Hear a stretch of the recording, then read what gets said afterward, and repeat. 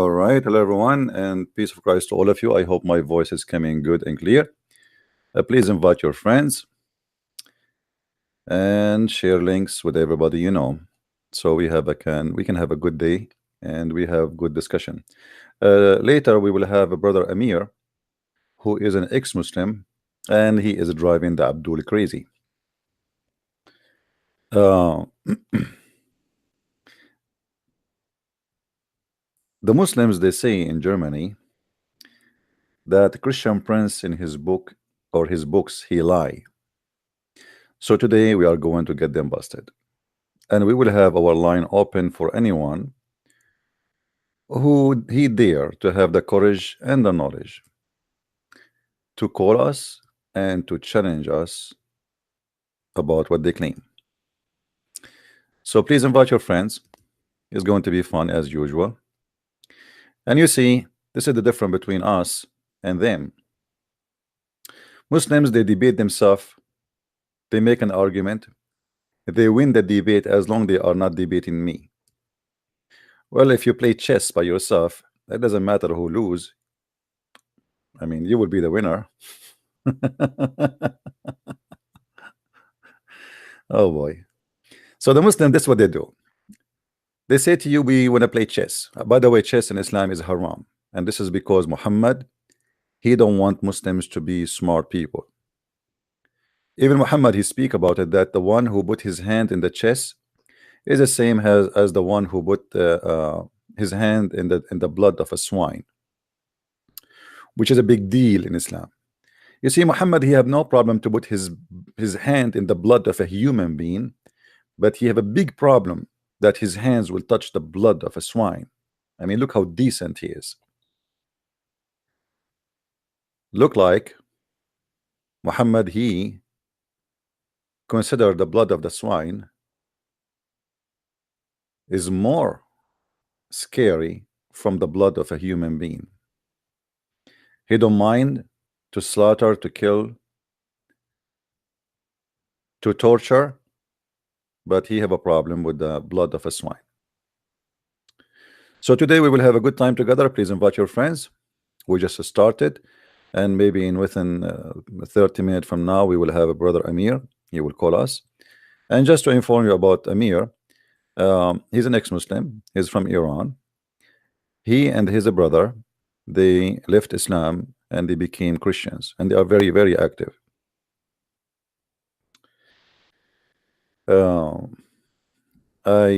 I went to Germany this year, and I met with Amir, and we did actually live broadcast from his place, and maybe many of you saw the broadcast already. The Muslims, they always try to use an opportunity. There is someone, supposedly he knew Amir, and he converted to Islam. And why he converted to Islam? His wife, she converted to Islam because she was angry from him. And then after that, because he is a potato, she made him convert to Islam a week after. And now the Muslims, they are trying to use this one for their propaganda. However, it doesn't work this way, my friend. And you will see that even this potato, he will leave Islam himself very soon. There's many people, they are, you know, let us say they seek revenge from people around them, and they do things just for the sake of revenge. But that will not work. Actually, most of those who convert to Islam, they don't stay there for maximum 3 years. There's a conference in Chicago. They were trying to find a solution why people leave Islam in the max of 3 years. Rarely you will find someone leave Islam after 3 years. Usually before the 3 years ended, they leave. And the reason for that, after you convert to Islam, you start learning, and then you start capturing some Arabic words, and then you start getting like deeper into the cult. And the more deep you get in, the more you notice that this is a very stupid, false, disgusting cult. So they leave. Some of them, it take them really long. Like, you know, a guy, his name convert to Islam. He called himself a brother Ishmael. Anyone remember the name? The red-head guy. This guy, he was promoting Islam for 16 years. 16 years making videos almost every day, trying to convert people to Islam. Let me see if I can find you just to refresh the memory of some.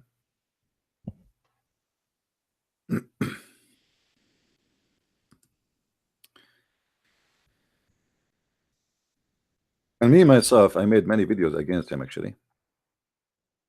Many. Just to get him busted. You know what I mean?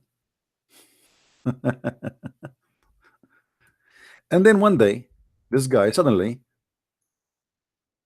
he decide that Islam is a big fat lie. Here we go. This is the guy. Let me put him in the screen for you. 16 years promoting lies about Islam. I believe he was a victim. And then after 16 years, what happened? It was very troubling. This is a video for him, an old video when he was a kid. Why I converted to Islam. Why I converted to Islam. And this is a video of him 16 years after why I left Islam.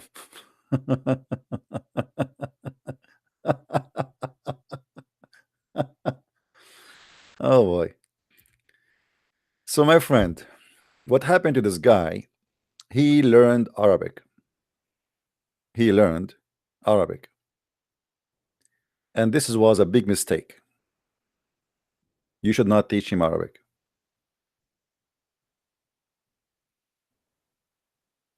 He learned Arabic, he speak Arabic, and now he knew how to read the reference by himself. He did not need even Christian friends to read for him. You know what I mean?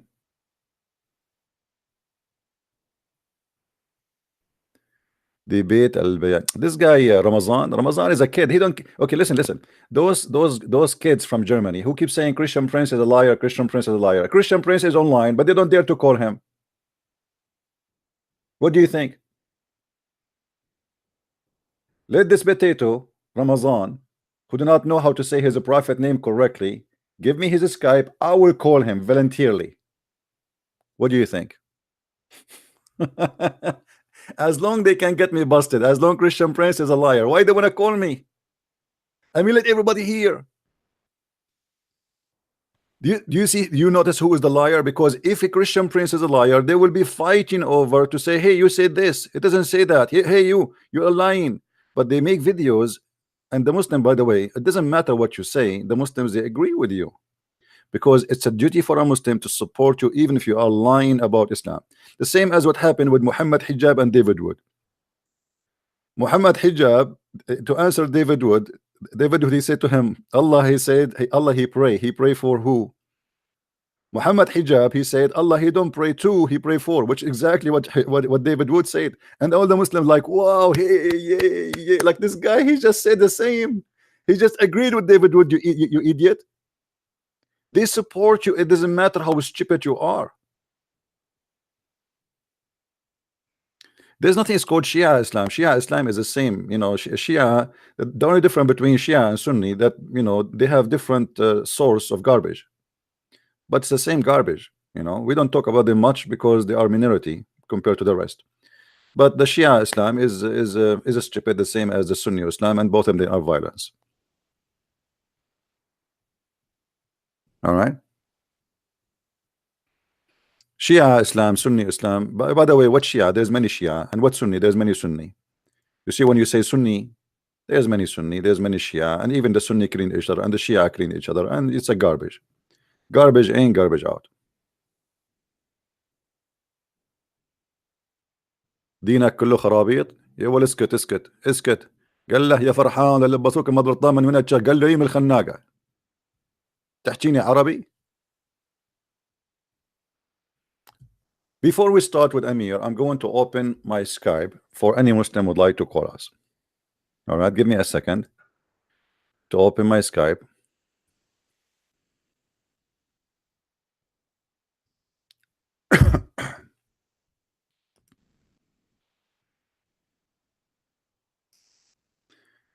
All right, Skype is opening.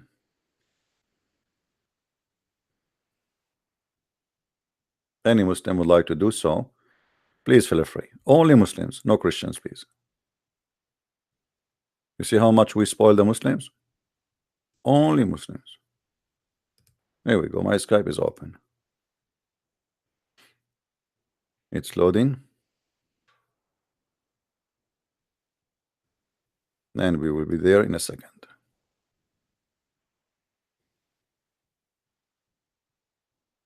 All right. Skype is open in case any Muslim would like to call. And right away when I open Skype, I get like a pop-up windows by hundreds, like, like it's like a gun machine. You know? If I show you, you will not believe it.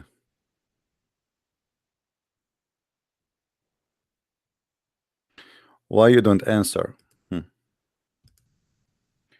Abdul, he sent me a message in Skype.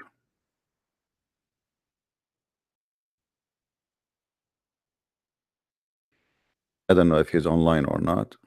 Let us see. Assalamu alaikum. I am a Muslim from Indonesia. I will show you the message. I am 16 years old. What do you want to ask? I thought this guy isn't mature. It turned to be a kid. I've been watching your stupid video on YouTube. You make statement that Muslims do not know why Jesus returned. Can I teach you? Because in my opinion, you are an adult who pretended to know about what we believe, but in the fact you only make your own conclusion and make stupid people make you like a stupidest people. Okay, what is the answer about why Jesus will come back? Continue. How could a man has become a dumbest person I have ever known? Even my 5 years old sister. What do you mean your 5-year sister? Are you saying she is a child? Aisha, she was 6 years old and she was in the lap of the prophet as a wife. Shame on you. Know why Jesus would return. And she was also very clever in mathematics because she could calculate 1 + 1 + 1 equal to 3. And not 1 + 1 + 1 equal to 1. I can only laugh and embarrassing statement. You see, I like the idea of somebody laughing at the Quran because you just laughed at the Quran.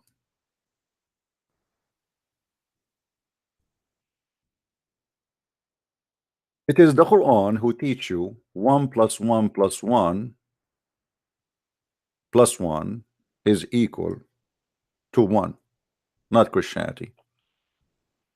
Where in the Bible we have 1 + 1 + 1? What does that mean?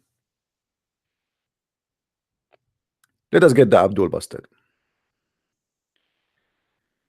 If we go in the Quran, we will find the following. And we look like we have to explain this maybe every day, but it's okay. In chapter 4, verse number 171, the Quran says 1 + 1 + 1 is equal to 1. Not in Christianity. We don't believe in 1 + 1 + 1 equal to 1. That's only stupid people believe in, and I agree with you.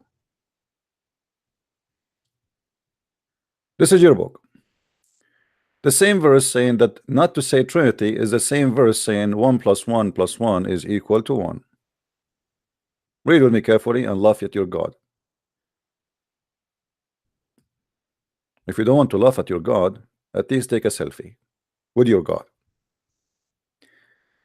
O people of the book, commit no excuse in your religion, nor say Allah of Allah aught but the truth. Christ Jesus, by the way, it doesn't say Jesus here, it says Isa. This is a false translation. So Isa, the son of Mary, is a messenger. Okay, let us put here 1. So he's what? He is a messenger. What kind of messenger? He's a man. That's wonderful. And he is his word. He is what? His word. This is what? This is the other one. We put 1 here. And then it says which he bestowed on Mary, and a spirit proceeding from him. So he is a spirit proceeding from God. This is the third one. So now what we have, according to your funny book, we have 1 plus 1 plus 1 equal to Jesus. Who is the stupid one who believe in 1 plus 1 plus 1, Abdul? Messenger.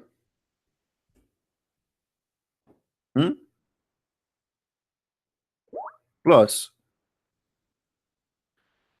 there's no screen. Oh, sorry. It's my fault. Unbelievable. Man, I need an assistant here. Who want to volunteer?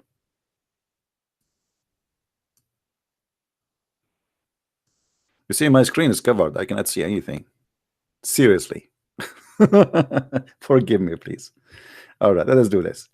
To avoid this issue, let me put this here. All right. So as you see, let us go back from 0 then. As long you guys you were not able to see the screen with me, I apologize for that. It was a technical. Jibril did not inspire me, sorry. You know, sometimes Jibril do stupid things. People of the book commit no excuse in religion, nor say Allah but the truth. Jesus Christ, Jesus, there's no Jesus, there is Isa. The son of Mary was, there's no more than, this is a translation, this is why it was two bracket. He was a messenger. So number 1, he is a messenger. Put 1 here. And he is his word, and his word. So this is the second thing. Jesus is a messenger, and he is the word of God. And Allah bestowed on Mary and a spirit from him. So Jesus is, this is number 2. This is number 3, which is spirit proceeding from him.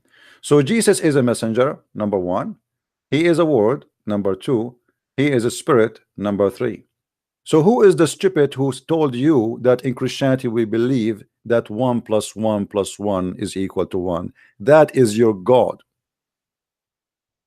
That is your stupid God. He is the one who taught you that, not Christianity. So look what we have with us. We have a messenger.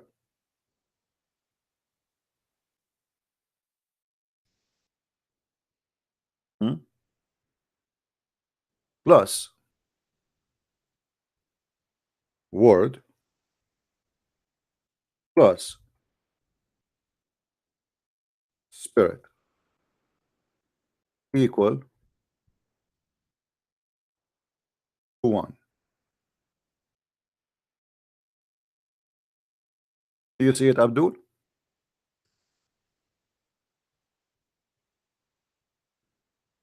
That is in your book. Now, as long 1 plus 1 plus 1, and this is something the Muslims they copy from Zakir Naik, and Zakir Naik he copied from Didat, and Didat he copied from his mommy. Can we find one smart Abdul? Instead of scratching his ass, he scratch his brain. I mean, why Christian Prince he need to school you and he need to spank you? Who is the Muslim now when I explain to us why the Trinity exists in the same verse saying say no Trinity? Did your God Allah made a stupid mistake? Do we have any Abdul? Mayday, Mayday. Allah is very bad in mathematics. Mayday, Mayday. Allah is very stupid in mathematics. Mayday, Mayday. Allah he just said that messenger plus word plus spirit is equal to Jesus. Equal to 1. I thought that this is a very wrong mathematics. Look like you Muslims, you are hitting the bum of your God. Nader Ahmad is just a kid, man. Nader Ahmad. I feel sorry for him. This guy, he should see a clinic. Any Muslim want to explain to us why you Muslims keep saying that it is wrong to say 1 plus 1 plus 1? Yeah, call me if you are a Muslim, please. If you are a Muslim, don't hesitate to call. All right? If you are a Muslim, call me.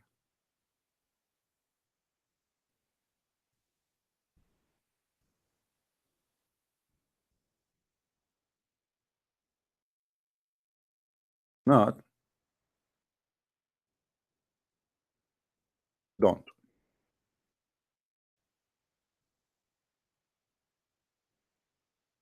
Any Muslim?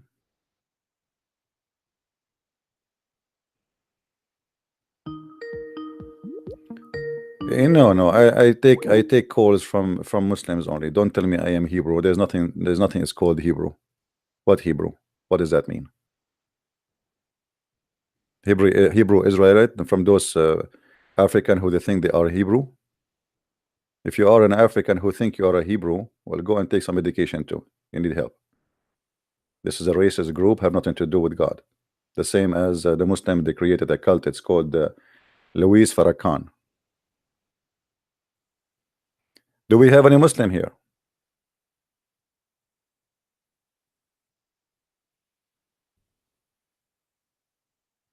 Any Muslim? Why your God saying 1 + 1 + 1 is equal to 1? What's wrong with your God? Any Muslim have an idea?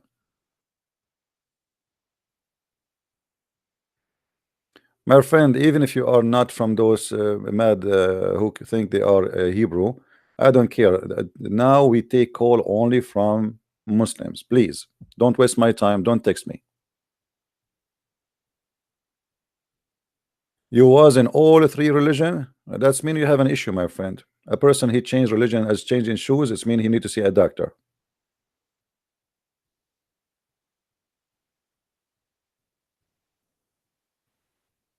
Imagine you are a Hindu today, tomorrow you are Christian, the day after you are Buddha, the day after you are atheist, the day after you are Muslim, the day after you are Jehovah's Witnesses, the day after. It's meaning you need, you have a stability problem. All right. Now, where is the Muslim wanna call us? Who is the Muslim would like to call us? So as you see, the Muslims they accuse you of things, but the fact it is them who have those stupid things, is not us. We don't believe that God is 1 + 1 + 1. Nowhere in the Bible it says that, but this is something we can find in the Quran.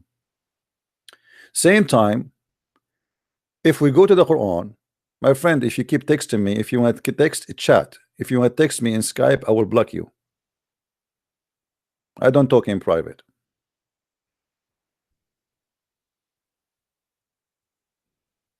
Don't text me. Skype is only for people to call me. I don't open Skype to chat. If we go in the Quran, additional to this, we will find that Allah himself, who do not know himself, he cannot recognize himself without a three.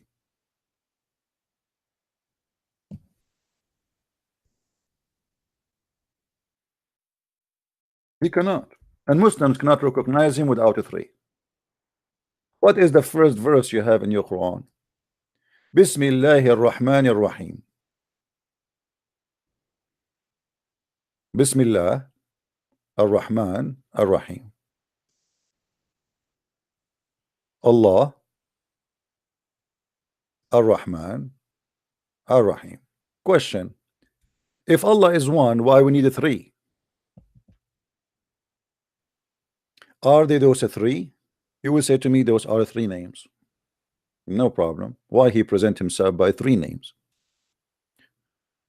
Isn't it enough to present himself to us by one? Is it a necessity? Obviously it is. Because if your God is a wise God, he will not do things without wisdom. So what is the wisdom of presenting himself in three things? Not four, not five, not six, not seven, not eight, not 20. Allah himself, he have 99 names, which is multiply of three anyway. Everything in your cult is based on number three. Now you tell me how 1 + 1 + 1 is 1. If Allah is one God, who is Ar-Rahman and who is Ar-Rahim? To answer this question, we can find the answer for it in the Quran. The name of Ar-Rahman never exists in Islam. It was a theft by the thief Muhammad.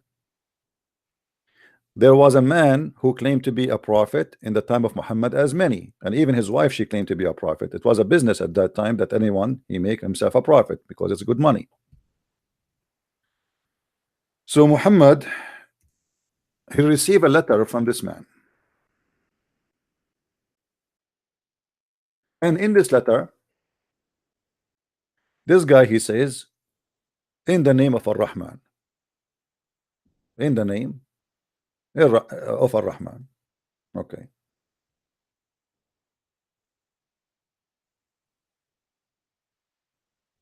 Muhammad, he claimed that all the names, the good names, belong to Allah, and this can be found in chapter 12, verse number 40. But the story we are talking about is in chapter 17, verse number 110. The people, they ask him, why you are calling your God Ar-Rahman? Your God is not Ar-Rahman. You never called him Ar-Rahman. Since when?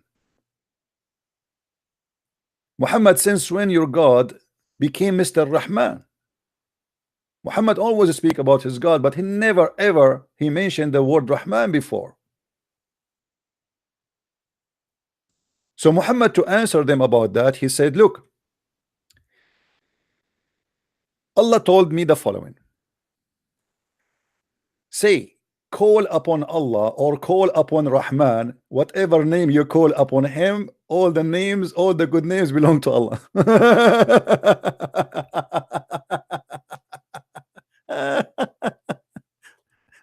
Muhammad got busted. The name of Ar-Rahman is a theft. He stole it from someone else. His name is Rahmanul Yamama, and we can show you that in the book of Tafsir. I challenge any Muslim to call me and to say, I challenge you, I challenge you, I challenge you to show me the proof. Who is a Muslim wanna call me and will say to me, I challenge you to show me the proof and the reference? Zakir Naik, maybe? Let us ask Zakir Naik about what happened.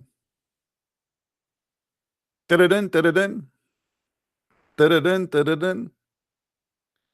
Tadadun, tadadun. You know, it's an Islamic country phone, so it's very slow. Tadadun, tadadun. Tadadun, tadadun. Assalamu alaikum. Brother Zakir Naik, we have a question for you. I told you 1,000,000 times, don't call me after the middle of the night. I live in Bangladesh and it is very late here. And I'm going to call the police for you because you are doing to me sexual harassment. Dr. Zakir Naik, just a question. There's no sexual harassment here. It's just a question. Okay, go ahead. Why in the Quran, the Prophet of Allah, he said that I call him Ar-Rahman or I call him Allah, it doesn't matter. Where the name of Ar-Rahman came from and how suddenly it appeared. Okay, first of all, don't change your voice. I know you. Your name is the Christian Prince. Everybody know your voice. And I know you are calling me to make fun of my prophet and my Allah. And I'm going to get you busted. As an example, if you have somebody you like and you don't like his name and you give him a new name, what's the problem? Are you saying the prophet, he did not like the name of Allah, so he gave him second name? This is not what I meant. Don't, you know, you are very slow. You are extremely very slow. What I'm saying, that all the good names belong to Allah. No, this is what you said. You said if somebody have a bad name, you don't like it, you change his name. So it was obviously the first name is not good. What is it enough to have the name of Allah? Is that enough or no? I mean, is Ar-Rahman better than the name of Allah? Nobody said that the name Al-Rahman is better than the name of Allah. Nobody said that. But Allah, he like all the good names. Any name he like it, he grab it. Thank you very much. And don't call me again.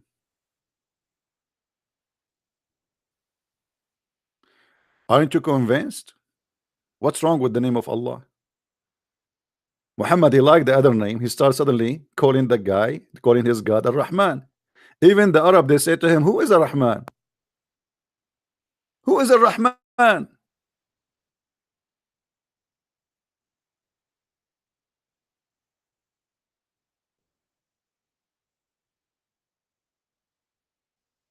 And by the way, brother, if you don't believe that's what this is the story is, brother, I can show you the reference, brother. Who is a Muslim brother would like to call me, so I will make him read the reference about this story, brother.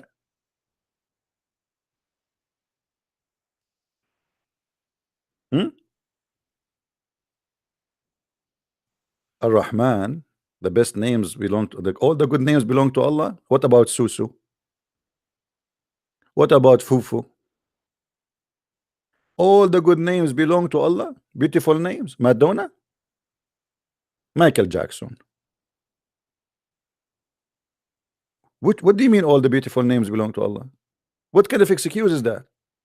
So why you Muslims, you lie to us and you say Allah have 99 names if all the beautiful names belong to Allah?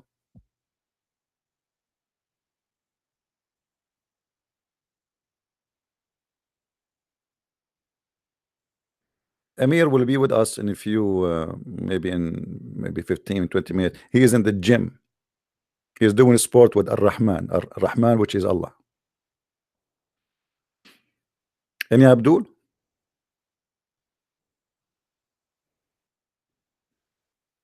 All the good names belong to Allah. As an example, su su su su fu fu fu fu mi mi mi mi mu mu mu mu boo boo boo hu hu hu lu lu lu lu mu lu lu lu. All the good names belong to Allah. All of them. Shakira, Shakira. From now on, I'm going to call Allah Shakira.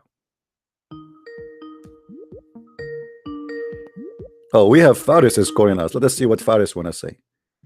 Hey Faris, how are you?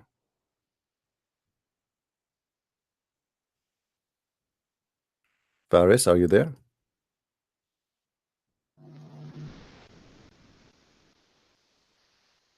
Faris, are you there?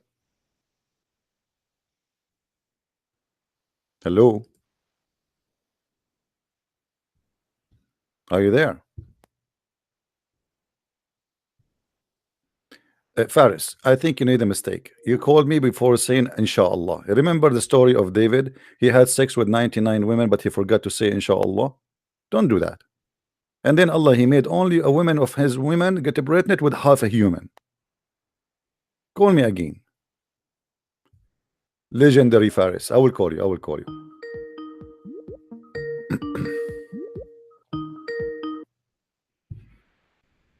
Are you there, Faris? Hello? Are you there? Hello? What happened to this guy? Okay, look like he don't want to talk. It's all right. It's all right. I know you. I understand your situation. If I put myself in the shoes of Ar-Rahman, I will be in trouble. Do we have any Muslim?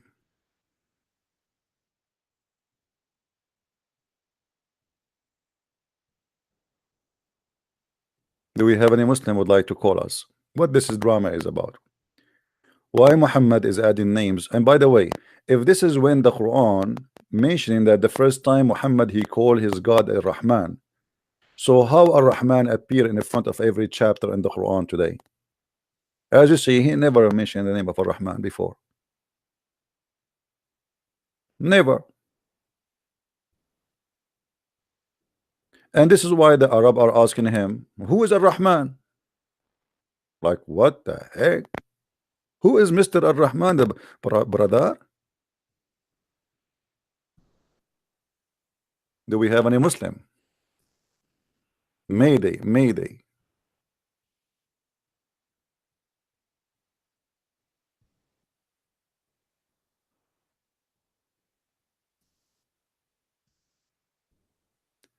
Any Muslim want to say something? Any Muslim would like to defend the Prophet of Allah?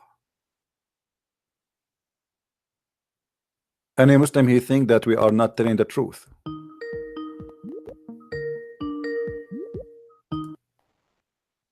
Hello? Hello. Hey, brother Amir, how are you? Hello. Hello. How is the gym? It was fine. I want you to do something to your gym. I want you to change the name of your gym and call it Ar-Rahman. Jim Ar-Rahman? Yeah, because when Muhammad he stole the name of Ar-Rahman, the people, the Arab, they ask him, who is Ar-Rahman? The Rahman we know is a guy who claimed to be a prophet of Allah, or prophet, sorry, and he called himself Ar-Rahman and his God is Rahman. So Muhammad, he said to them, all the good names belong to Allah, and whatever I call him Rahman, I call him potato, it doesn't matter. Okay. Yeah. He gave himself the names of Allah, huh? He make him God, huh? No, actually, no, he's stealing the name. The name, this is the name of a guy. Yeah, the other guy, his name is Rahman. Yes, the other guy, his name is Rahman, and he called his God Ar-Rahman. So they said to him, the only one we know is Rahman al-Yamama, the guy from Yamama, and he is the one who claimed to be a prophet, and he called himself Rahman, and his God is Ar-Rahman. So why you are calling your God Rahman now? So Muhammad, to answer them, he answered in chapter 17, verse number 110. He said, all the good names belong to Allah. So whatever I call upon him, it doesn't matter. This is brother Amir, by the way. I will put you on the screen so people they can see you in video. Yeah, okay, no problem. You see, this is the reason I don't show myself in camera, because I'm not handsome like Amir. That's what we can do. No, I mean. don't say something. You look great, brother. All right, my friend. So but I tell the truth, you look like the biggest terrorist I ever seen in my life. I know, I'm scary. Sometime I look at the mirror, I get scared myself. That's why I don't have mirror at home. Like the biggest terrorist in the world. I used to go in the elevator, like in many countries. I go in the elevator, I say good morning, nobody answer. Nobody answer. You know, I don't know why. I mean, you blow yourself up, huh? No, they get scared. Like, you know, they put their head around it. You know, that's what you can do. I mean, it's not my fault. Anyway, so I heard that some people, they are saying that did you try started the broadcast in Facebook? No, Facebook blocked me. Oh, Facebook is under the hands of the Muslims. Yes, you know that they blocked me from 2 accounts. Each time I posted anything about Islam, they blocked me right away. It's okay. Well, no problem. We are here to stay, and you make a new account. Who cares? Your account will grow. Just give me the link, and I will give it to people. They will subscribe by thousands. You know, yeah, no problem. So, you know, I was telling them here that some of the German Muslims, if we can call them German, they were saying that I have lies in my books. Is that correct? Yes, this is correct. What is that? The first lie is the story in which Muhammad ordered to kill a good believer who never commit anything, who was a good guy, and he was praying, and Muhammad was very jealous about him, and tell his followers who wants to kill him. Okay, I have an offer, Amir. I have an offer. Wait, brother. This is mentioned in your book, and you gave the reference about this story in Sahih al-Bukhari, in the book of Versuch, or something like this. Yeah. And the Abduls here in Germany, they don't find this hadith. But I know this hadith is existed. And the Muslims know that this hadith is Sahih and is existed, but not in this reference, I think. Well, you see, as long the story is Sahih and it exists, then the problem is their problem. Secondly, I want a Muslim to call me right now, and I will make him read the reference in front of his eyes. Yes. Who want to do that? This is, you see, they are stupid. You know, this one, like somebody told me, why you call them donkeys. I mean, I have to call them donkeys because if they knew, they should have knew that the book name there is not even exist in Sahih al-Bukhari. There's books, it's called Explanation of Sahih al-Bukhari. And here we go. This is the reference in front of your eyes. I will put it there.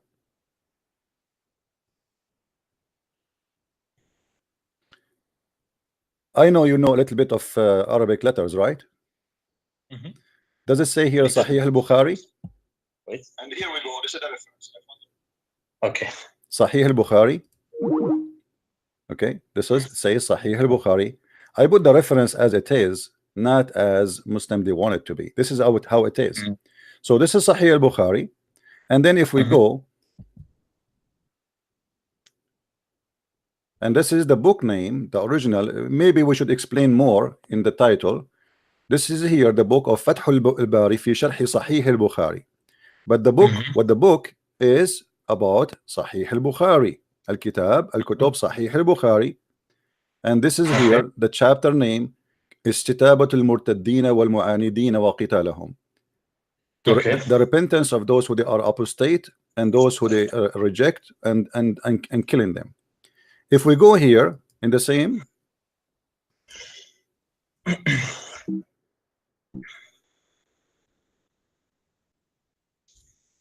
let us see.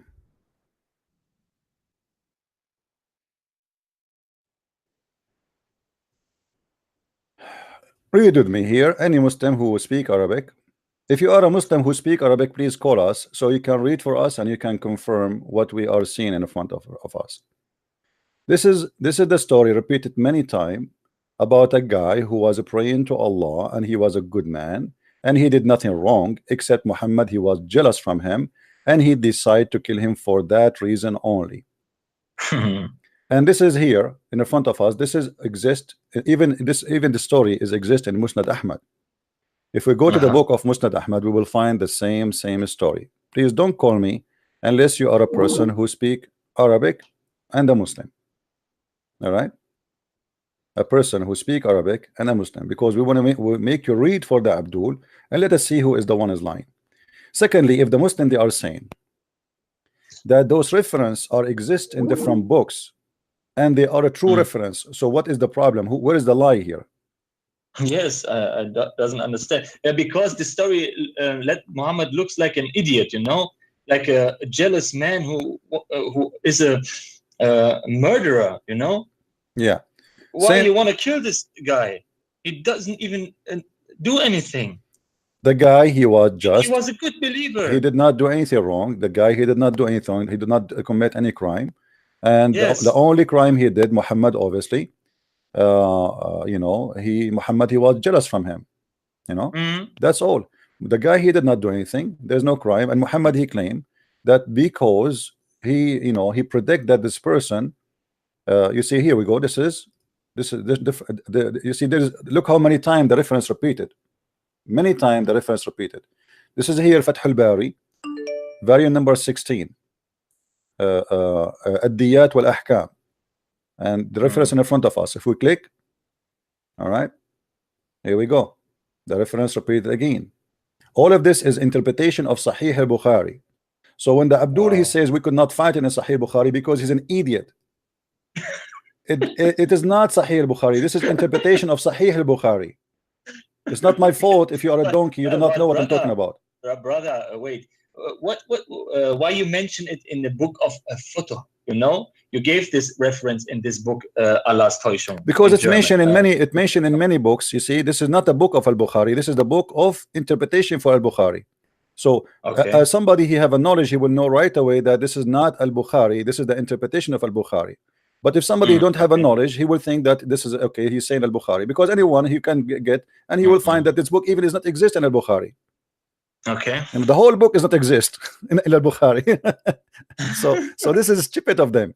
So when we mention, here we go, the story in the front of us, and you know look how silly the Muslims are. They are trying to avoid that the problem is there, that their prophet is killing a man because he is jealous. And now the problem is the reference is wrong. You know what I mean? It's like we have a rapist, he raped 1,000 women. And now Christian Prince, he made the address wrong. This is the problem now. It's not the guy who raped 1,000 women. They are saying the address is wrong, but even that is not wrong. It's correct. Yes, the story is correct, but it's written in another narration. This is how it is. You see, in the front of you, here we go. This is the website of the Muslims. What they do here, look what they do. It says here, Sahih al-Bukhari. I'm not making things up. Sahih al-Bukhari. Do you see it, Abdul? Al-Kutub, Sahih al-Bukhari. Let me highlight for you. I know you are slow. And by the way, I heard that this guy, he is upset because I called them donkeys. I am not the one who called them donkeys. Muhammad, he did. Let me show you. If we go to the book of Hadith, we will find the following.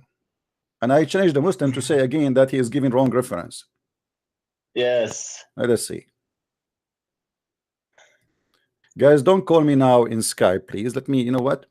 Unless you are a Muslim. Are you a Muslim? Text me first before you call me. Before you call me, text me and say I'm a Muslim. You see, we are not the same. Is there as any Muslim in Germany who want to call here? Yeah, feel free. Especially if you speak Arabic. I love it. Should I say it in German when someone here? Yeah, you can say it if you want. No problem. But I think all the German, they speak English anyway. Look what your prophet said about the Muslims. Muhammad SAWS said, does anyone who raise his head before the Imam not fear that Allah may turn his head into a head of a donkey? And name for me one Muslim he never raised his head before the Imam during his lifetime. It's impossible. Which means based in Muhammad, every Muslim must be having a face of a donkey and a head of a donkey. Face of a donkey.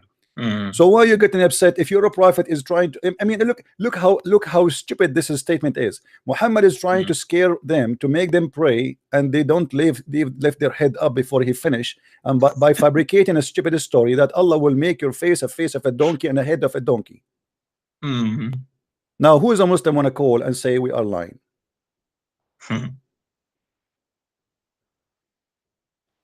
As you see, everything I have in my book, I have even the text, I have the reference, I have everything. How dare you to say we are lying? And how dare you to say that we are lying about the location, but you admit that the story is true? Which means you are agreeing that your prophet is a criminal and he is not a prophet of God. Because remember, in Islam, you cannot supposedly kill a man unless he is guilty of something. This is what they say to us, especially he's a Muslim. So the man, he's praying. The man, he is doing everything the Muslims do. He's praying actually too much. Why you kill him? What is the reason? And I have a surprise for the Abdul. All those videos in the front of us is about the hadith I am quoting. Should I play it? Look.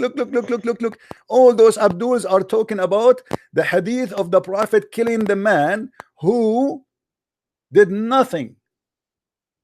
This is the TV station of Iqra. TV station of Iqra, which is a very Islamic station, broadcast, I think, from Saudi Arabia, sponsored by Saudi Arabia. And here we go. This is the hadith in the front of us. And the guy, he explained how the prophet ordered the killing of this man, who he said exactly as I said. Look at the title for those who speak Arabic. Hadithu sa'fatun min ash-shaytan. If you remember, in my book it says that this person, he have a face in his face, the look of shaitan. Yeah, the look of shaitan. This is the hadith name, and this is the scholar. This is your potato, not my potato. Huh? And this is the Muslim website, Muslim AFHQ book. This is the website. I'm going to post even the link in the chat in my video in YouTube, so anyone can click on it and he can watch it and he can laugh. So this story is absolutely true. Otherwise, why a Muslim in Saudi TV broadcasting to all around the earth is quoting the story if it is false? And he is quoting it from the book which I mentioned in my book. So now, where is the Muslims who want to say to us we are lying? I wish I can play for you the video, but I'm afraid they will say copyright. The story start from the minute 50, I think 50 in this video, and you will see the guy, he is explaining why the prophet, he killed this man, why he killed him. But the guy, he did nothing. He's just praying too much.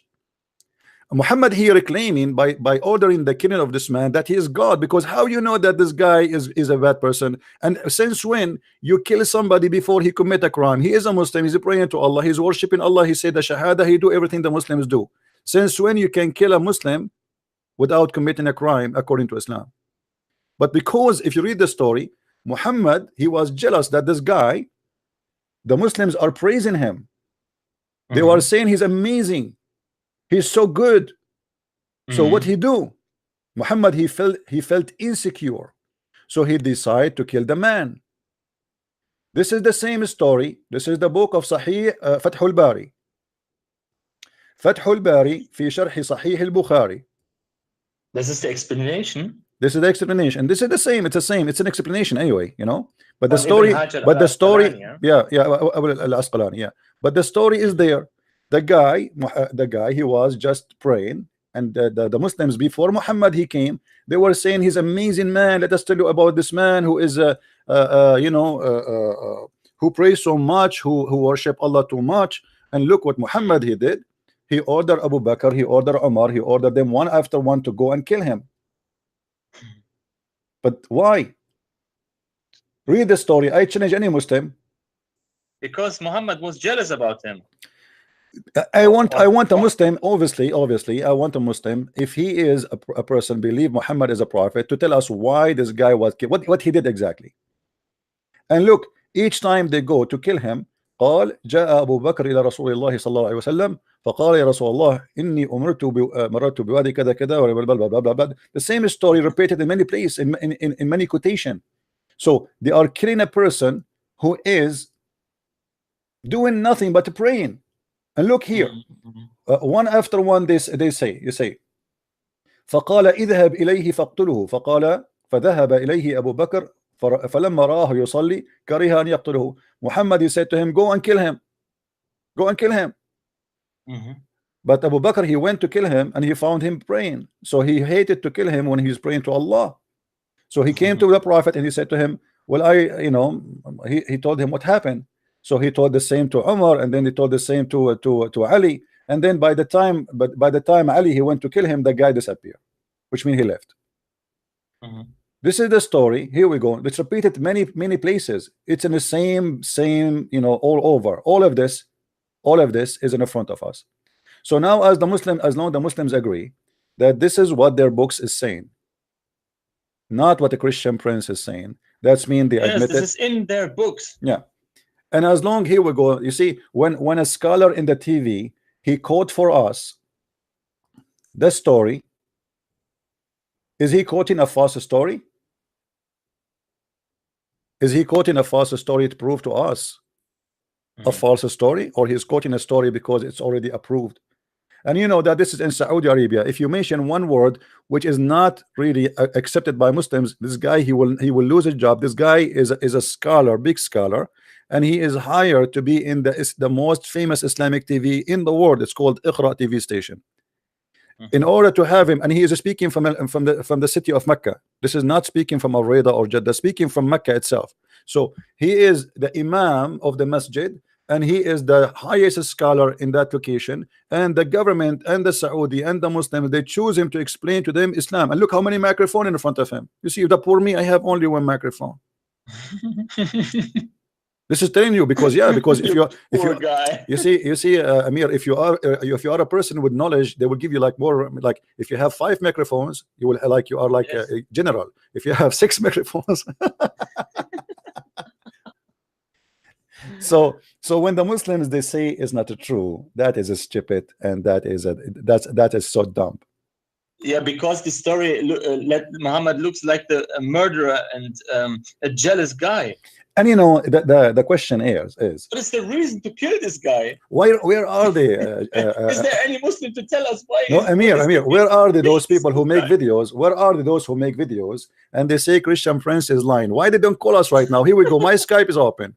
Join us please in the conversation and get me busted if you are a man. But all of you are potatoes and you don't dare to do so. I want any Muslim to call us and say that this guy in the TV, he is a scam, he's a liar too. And not only him. You see, I'm just showing you one of many scholars. I can show you tons of reference. All of them, they are speaking about the same thing. Here we go. What about this guy? What about this guy? What about let's see. This hadith is explained too, but with high technology. The same story. All the Muslim scholars. الرجل الذي أمر الرسول بقتله. No, this is a very famous scholar for the Muslims. His name is a Sheikh al-Sha'rawi. The video is very old. This is why it doesn't look good, you know. But no, I think this is al-Huwaini. I forgot his name really. But anyway, all those Muslim scholars, they are saying the same story. So it is a lie, but yet all the Muslims in their TV, they are quoting the story to prove a point.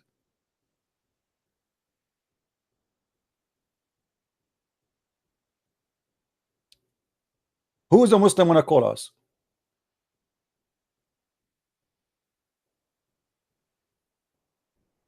What a shame. What a shame. Mayday, mayday. A Muslim is required. A Muslim is needed. Who wanna call us?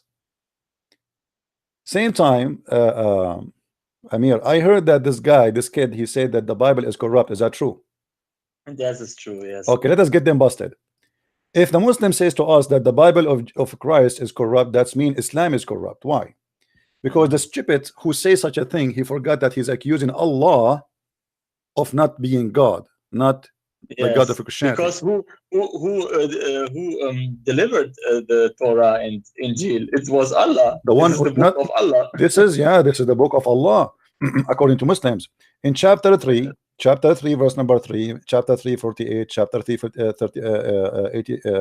65, chapter 5, all those chapters in the front of us confirming one story, that Allah is the one who sent the Torah and the gospel. Question: if Allah is the one who sent the Torah and the gospel, so why you don't say and be a man that the Torah of Allah is corrupt and the gospel of Allah is corrupt? Because when you say that the Bible is corrupt, you are talking about the Bible of Allah and the Torah of Allah. And if the proof that God cannot be true God because his book can be corrupted, that's mean Allah cannot be God. Amen. Because how he is, this God must be stupid anyway. Here we go. I have books. I challenge you. And he can protect his books. Yeah, I challenge you to correct my book. I'm not a God. I'm not a prophet. I am no one. I challenge you to correct my book. You are telling me that you have a God. His name is Mosquito, or not Mosquito. Sorry, Miss Thompson, Miss Ar-Rahman, Miss Ar-Rahman. So Mr. Rahman. Miss Ar-Rahman. So this God who is high, very high, but the Muslim do not know how high he is and where he is and what he is. All what they know that they have a name. His name is Allah, and sometimes he called himself Ar-Rahman, sometimes he called himself Al-Muntaqim, sometimes he called him, even Allah, he called himself a believer. Have you ever heard of a God he believe? He believe in what? Brother, please show us Surah 70 verse 40. Allah swears by another Lord.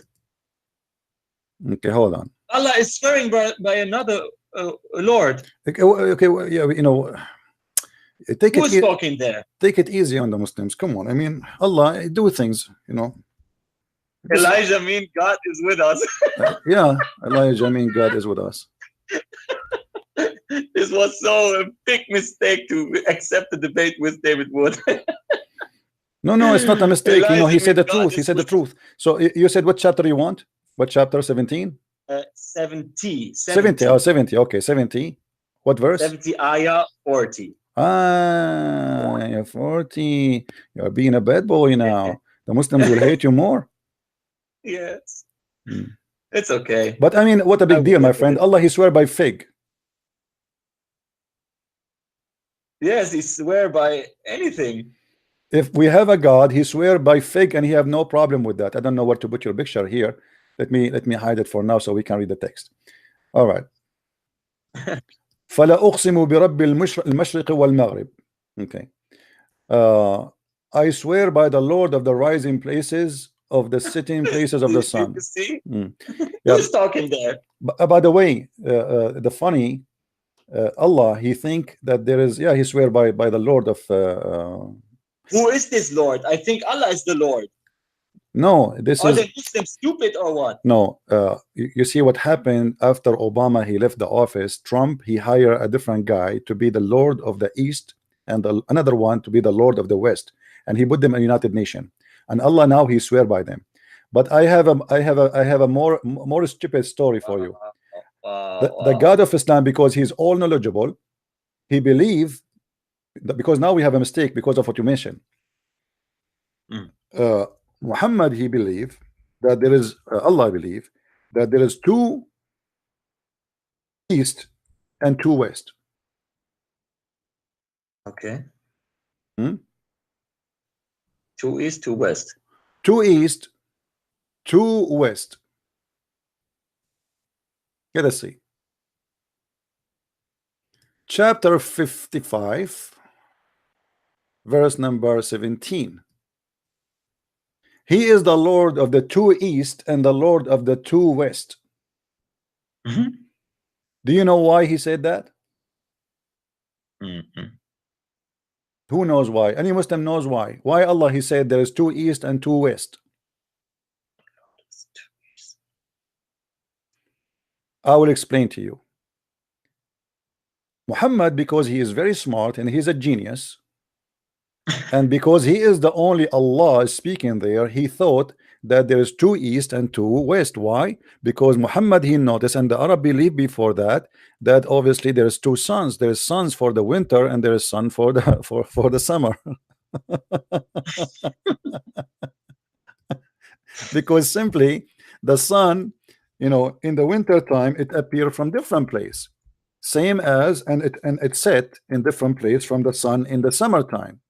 So Muhammad he come to the conclusion based in what the Arab believed before him, that there is 2 east and 2 west. And by the way, this is scientifically true.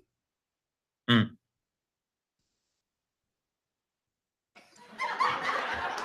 Like what Muhammad said, that the shape of the world look like is flat, huh? No, yeah, he said that too. But I mean, look at this. This guy he think that there is 2 east. But hold on. Do you see here in the translation this says he is the Lord of the 2 east and the Lord of the 2 west? Yes, he is Lord of the 2 east Okay. and Lord of If there is only 1 east, how he can be Lord for 2 plus 2 if they are 1? Mm. Obviously here he made a mistake. It's a stupid mistake. Same time, if you notice with me here in the translation they say he is the Lord of the 2 east, but in Arabic it does not say that. Okay. It says Lord of the 2 east and the Lord of the 2 west. If we go back to the verse you asked me to read before, which is in chapter 70 verse number 40, it says I swear by the Lord of the rising places and the sitting places. So if Allah swear by that Lord, and in the other verse saying that there is a Lord, he is the Lord of the 2 east and 2 west. Allah swearing by who? Yes, I told the Muslim who is Allah swearing to when he is the Lord. Who is a no Muslim? one will answer. Yeah, you know, the question is, I want all the German who they are listening, why the Abdul who have a big mouth don't dare to call us right now? That will be a very nice to have them live with us and getting us busted. What do you think, Amir? Why don't even have the courage? Man. Okay, I have an offer for them.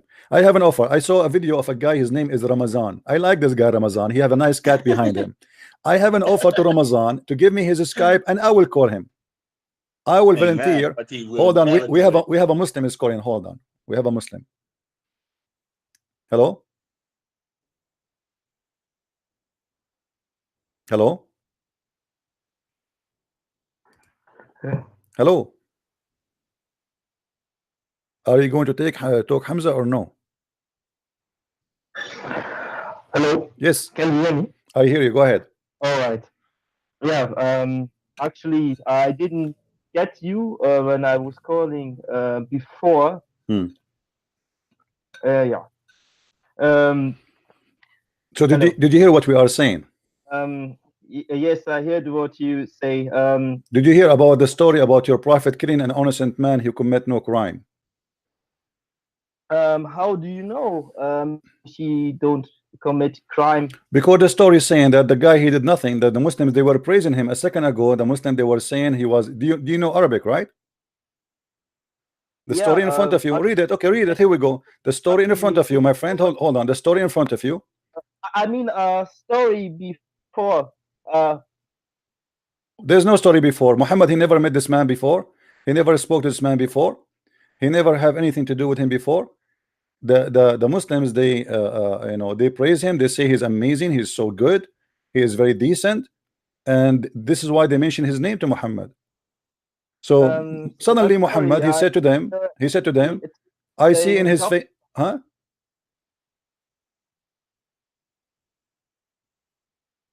I hear you, go ahead. Okay. So why he killed him? The guy, he was just praying too much. The Muslim, they praise him, they say he's amazing, he's so good, you know, and he did not do anything wrong. Yeah. And then Muhammad, he says, well, this guy, go and kill him. Obviously, obviously he's jealous. The story here in front of you will make it more clear. You can see that Muhammad here is killing the man for no reason. The guy, he commit no crime, he did nothing wrong. Why he wanna kill him? I think maybe because the other ones wanted to kill him, because what other? It was Muhammad who ordered to kill him, my friend. It was Muhammad. They asking, what should we do? And they were the one that do the offer of Muhammad. So it's also their fault if they want to kill him. But maybe it's because of jealousness. Maybe it's not because Muhammad only. Okay, so you are saying Muhammad, he was jealous from the man, so he wanted to kill him. I think that the man didn't follow the order of Muhammad, and because he insulted Muhammad, he did not do anything. He was praying too much. The Muslims, they were praising him. They were saying to him, look how amazing he is. He did not do anything. The guy, he commit no crime. Where is the crime? Where is the crime? Where is the crime he commit? He commit no crime, my friend. Another scripture about this person, or is where the name is inside, or is this the only hadith? Okay, my friend, you claim that you speak Arabic, right? Show me in the story. Let me show you the story more clear. Show me where in the story this guy, he commit any crime. This is the book of Musnad Ahmad. This is Musnad Ahmad, Baqi Musnad al-Muktharin, Musnad Abu Sa'id al-Khudri, and the hadith is Sahih. It says here, I don't claim if it's Sahih or not. I just want number, chapter, book, so that I have. Well, in Musnad Ahmad, its hadith number is 10734. It's in front of you in the screen. The man, he did nothing. He commit no crime. He said nothing. He was praying too much. And I saw a rajulun mutakhashshi'un hasanul hay'a. I saw a man who prayed too much to Allah, and he is a good looking. He was praying. The Prophet, he said to him, go and kill him. The story in front of you. All right. Okay, why? He just told him, I saw a man, he's a very good looking, and he's just praying too much. Why he need to kill him? And Muhammad, he insists to kill him. He sent his men one after one. Why? How many men did he send? He sent first Abu Bakr. Then Abu Bakr, he went to kill him. He found him praying to Allah. So he came back to Muhammad and he told him, I hated to kill him because he was praying to Allah. The story in front of you. And then he came back to the Prophet. He came back, listen, he came back to Muhammad, and he told him what happened, that he was praying too much to Allah, so I hated to kill him, as we see here. And then the Prophet, he said to Umar, go and kill him. And Umar, he went. Hold on. And Umar, he went and he found him still praying to Allah, and he is very, very decent man praying to Allah. Same as Abu Bakr, he saw him. So he hated to kill him. Then he came back. Then he said to Muhammad, oh, Messenger of Allah, I saw him praying deeply and very much. So I hated to kill him. The guy obviously is a very good man. He's doing nothing, praying to Allah. And then he said, Muhammad, he said, اقتله قال يا علي. So he said to Ali, hey Ali, you kill him. Ali, he went to kill him, and when he came back, he says that he did not find him. So what is the reason to kill him? So they had an order to kill him, but they cannot find him. No, they found him first time. And second time, and third time, as you see here, he sent Abu Bakr, then he said Umar, and then he said Ali, according to this story here, this report. So each time they want to go to kill him, they found the man praying to Allah, which means this guy, he praying non-stop. So what is the crime he did? Why Muhammad want to kill him? Muhammad get jealous. Muhammad, he got jealous because this man, he pray a lot, he is a good man. The Muslim, they praise him, they say he's a wonderful man, and Muhammad, he got jealous, he wanted to kill him. As simple as that. So you are saying because Muhammad saw him praying, he killed him, or is it because somebody told him there is one? My friend, there is two stories. One of the stories, Muhammad, he spoke to him. One is the other story. It doesn't matter. The story is saying that the guy, he did nothing wrong, and Abu Bakr, he told him about him, and Muhammad said to Abu Bakr, go and kill him. And then Abu Bakr, he went to kill him. He found him praying very much. So he came back. He said, I could not kill him because he's praying to Allah. And he is a very decent man. He's mutakhashyan. This is how much he's praying. So then he said to Umar, go and kill him. Muhammad insists to kill him. Why? And then Umar, he went and he found him still praying again, as the same as the first person, Abu Bakr. Then he said to Ali, go and kill him. So Ali, he went to kill him. At this time, he did not find him. What is the reason? Yeah, I don't know what is the reason, but the next step I want to take now is after we see the hadith with the number 10,700. My friend, you know, this is okay. No, you are wasting my time. You are wasting my time. You are focusing now in the number. I told you the number. No, go. You see, I want the number. What number? I just give you the number. You know, I hang up on a brother Amir. Amir, call me back, please. Sorry, I hang up on you. I thought I can get him join us in the, because we are desperate for a Muslim. Give me the number. I gave you the number. It's right in front of you. I mean, what this comedy is about? I want to focus on the number now. Isn't it the number in the screen? sorry, Amir. Hello? Who is that? A goat? We have a goat here.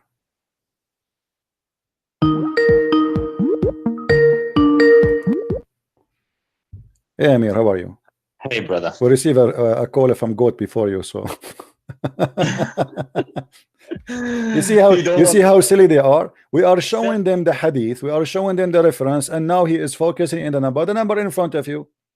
You want to check it out, go check it out. Here we go. This is your scholar, this is your sheikh is quoting for you the story. What this is comedy is about. Either you know, and now look what they focus in. They don't want to focus, they want to focus on Muhammad doing a crime for no reason. They want to focus that Muhammad he killed him for a reason, but there's no reason. The guy, it says it clearly that he is praying very much, he is praying too much, he is a good person, he never commit a crime. Where is the Muslims who don't agree with this story? Why they don't call us? Where is the potatoes from Germany? Do you see why I call you potato? You have a big mouth, speaking to yourself, making an interview within yourself, and you win the interview within yourself. What about you call us live and let us see who is the one who will laugh at you? Any Muslim, Mayday. Mayday, please. Mayday. Huh? Who is a Muslim wanna call us?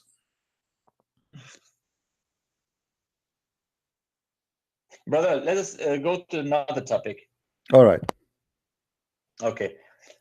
The other claims that he made in this video was the satanic verses, in which you gave the reference of Ibn Kathir. Ibn Kathir, you gave it in your book and said Ibn Kathir proved that the story is right.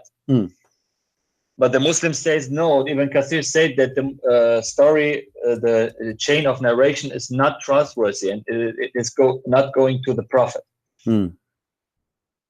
So, yeah. When I say the Ibn Kathir he proved the story, I am proving that Ibn Kathir he admit that there is something happened, and this is what the Muslims were talking about, right? Now, why the Muslims they will say such a thing about their Prophet if the story is false? Same time, let us say Ibn Kathir is saying the truth, That means the Quran is wrong. Because if we go in the Quran, look what the Quran says.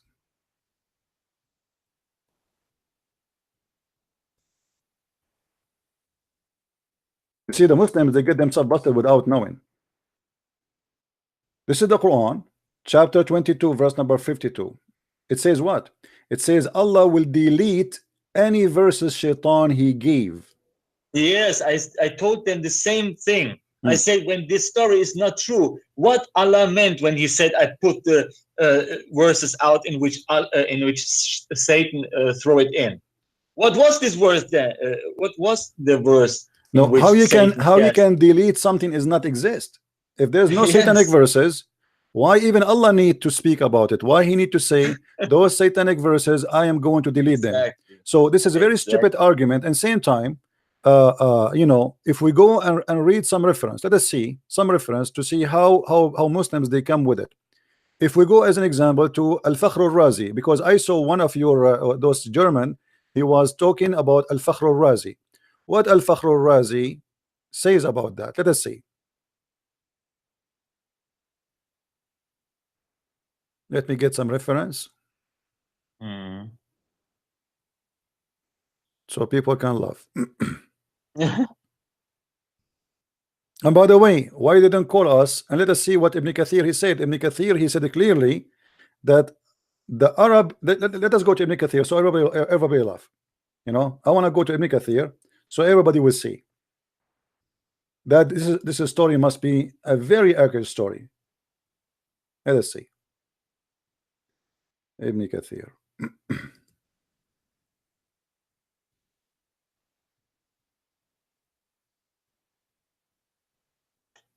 Never did we send a messenger. Never we send, yeah. Allah he claimed that all his messengers are scumbag. All his messengers. 124,000 prophets. Yeah. Bring the message of Allah, and only Muhammad do the perfect act. What a joke. All right, this is Ibn Kathir in front of us, and everybody will read together. When he did recite the revelation, Shaitan throws some falsehood. When he spoke, Shaitan throws some falsehood in his speech.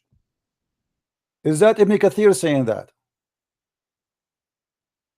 Muslims, is that Ibn Kathir saying that Shaitan he throw falsehood in his speech, or Christian Prince? Wow. So Ibn Kathir is confirming. Ibn Kathir he have an argument about the rest of the details, but he is confirming the story that Shaitan he throw in his mouth satanic verses, and this is how you see it. When he did recite, when he spoke, Mujahid said, who is the one who said that? Mujahid, not a Christian Prince. Do you know Mujahid? Brother Mujahid is the brother of Zakir Naik. He said when he did recite, when he spoke, he said that is referred to his recitation verses by the trust upon amani, means spoke into the way they don't write, and blah blah blah blah blah. Okay. Alqa shaytanu fi umniyati. Shaitan throws some falsehood in it, in his recitation. Not only in talk, in recitation. Recitation only a word you use when you speak about Quran, when you recite Quran, not recite a song. So Shaitan he throw some falsehood in his recitation. This is Ibn Kathir. Do you see it, Muslims? Abdul. So why you are saying that it is not confirmed in Ibn Kathir? Let us continue. When he recite, Ibn Jarir said this comment more akin interpretation. فَيَنْسَخُ اللَّهُ مَا يَلْقِ الشَّيْطَانُ بِهِ. But يَنْسَخُ Allah, which means Allah delete what shaitan throw in it. Meaning the word of nasakh in Arabic, remove it or lift away. So Allah will do what? Allah will lift it away. So it's confirmed in Ibn Kathir. Ibn Kathir confirmed, the scholars they confirm that this is exactly what happened, as you see. Do we have any Muslim have a comment? Allah cancelled, but that which the shaitan threw in. Who is the one who said that? Ibn Jarir.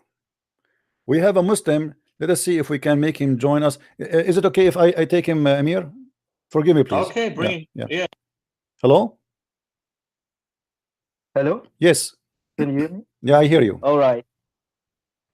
I know that even Katia, that the Scala came out at the 13th century, where the sources of the Sunnis came from. So,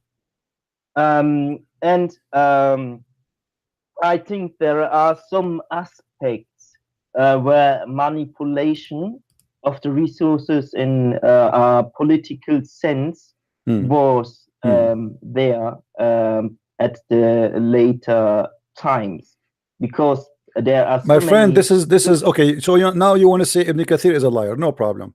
But there's tons of scholars report the same story, and the Quran report the story. Are you saying the Quran is a fabricated book too?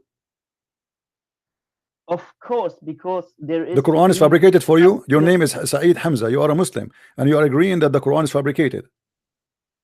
It's only a minimized copy of the original Quran, because there is a tafsir that says Surah Al-Baqarah was bigger than it's now. And the thing is, why we have a hadith that says Surah Al-Baqarah has the same size as Surah 17, and it has even more verses. So that's only that's also a thing African Muslim told me, because in Timbuktu, the Marocains they attack. Hold on, my Skype collapsed. Hold on, guys. Let me call him back. I don't know what happened. Maybe too many applications on. Give me a second. And sorry, Amir, I dropped you too. But what we can do, we have to take some Abdul. I could not join him in the conversation because he's not on my list. Okay, our Skype is turning on.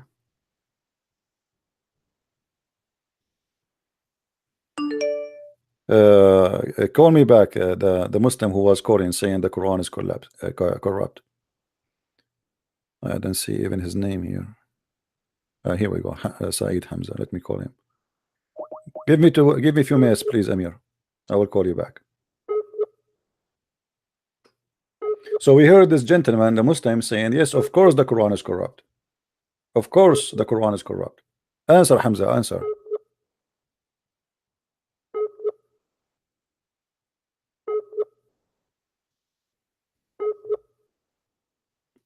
Well, look like he is not here. I will call you back.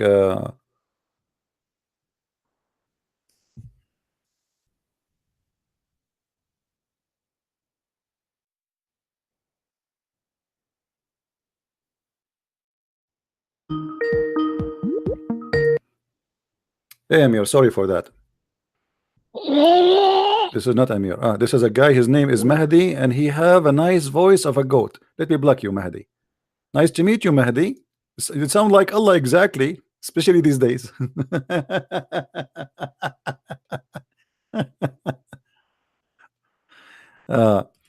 We have the legendary Faris is trying to call many times. Let us see what Faris want. Faris is a Muslim hero who knows everything. Hello. Hey, Faris. So what do you think about what happened to your prophet receiving satanic verses? Yeah. Don't say bad word when you speak. That's it. Okay. So what do you think about your prophet receiving satanic bad. verses?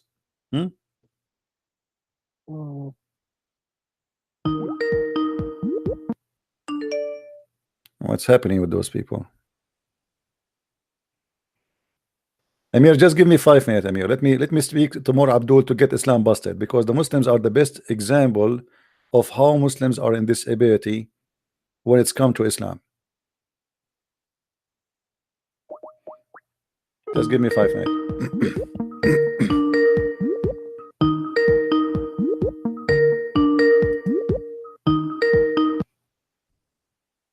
So Faris, are you there? Hello. All right. So what do you think about your prophet receiving satanic verses? There is something wrong. I want an answer, my friend. Hello? What do you think? Do you hear me? You don't hear me? Do you hear me or not? Or maybe my hold on, let's see. Maybe my audio switch. It's my fault. Okay, here we go. Yeah. Now it's going to work. Let me call you back, Faris. Look like he was not able to hear me.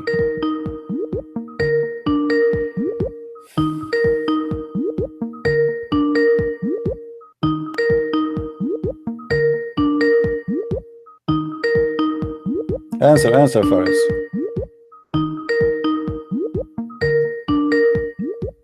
Come on.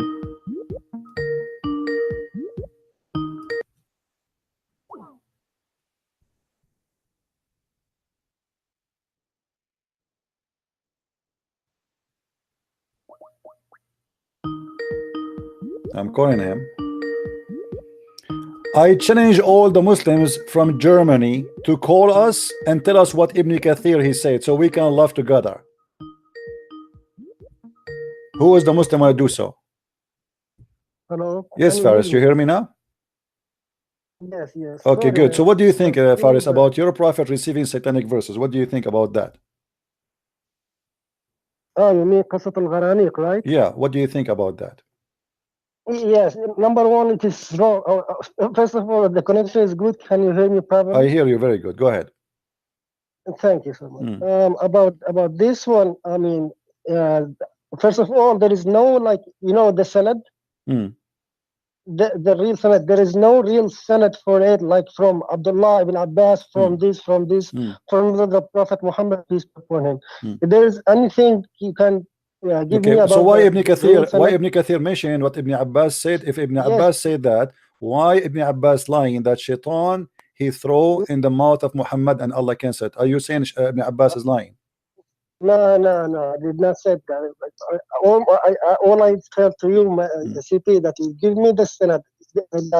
My friend, you ask your Allah about the sanad, my friend, because this is Quran. You don't ask me for the sanad. You see, I'm reading your book for you, and then you say to me, give me the sanad. Well, I'm showing you the book in the screen. Once you finish, give me the time to respond, because my friend, is a bad thing. my friend, you just asked me to give you the sanad, did you? Yes. Did you? Okay. Give me the sanad that says from the.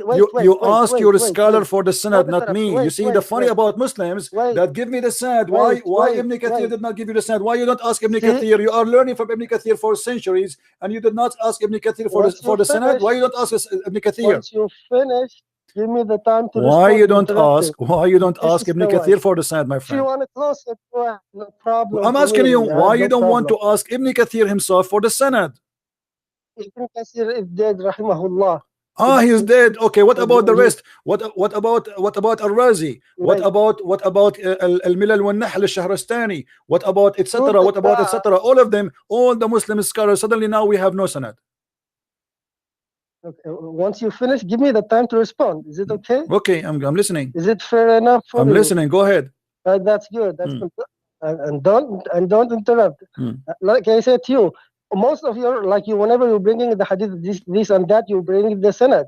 You see, for me to believe is, you see, in the hadith, we told to you. The sanad is in the Quran, my friend, just to show you how ignorant you are. The Quran says that. The Quran says that. The Quran says, is the Quran a sanad or not? The Quran says that Allah will cancel what shaitan he throw in the mouth of Muhammad. Are you saying that Allah is not a good sanad for you? No, I did not go. Wait. Okay, I'll make the next step, because, you know, guys, unfortunately, keep interrupting. About the Quran, what is said? What is the purpose of this? To worship idols? To worship what? To worship idols, right? Idols? Yeah. Tamathil, huh?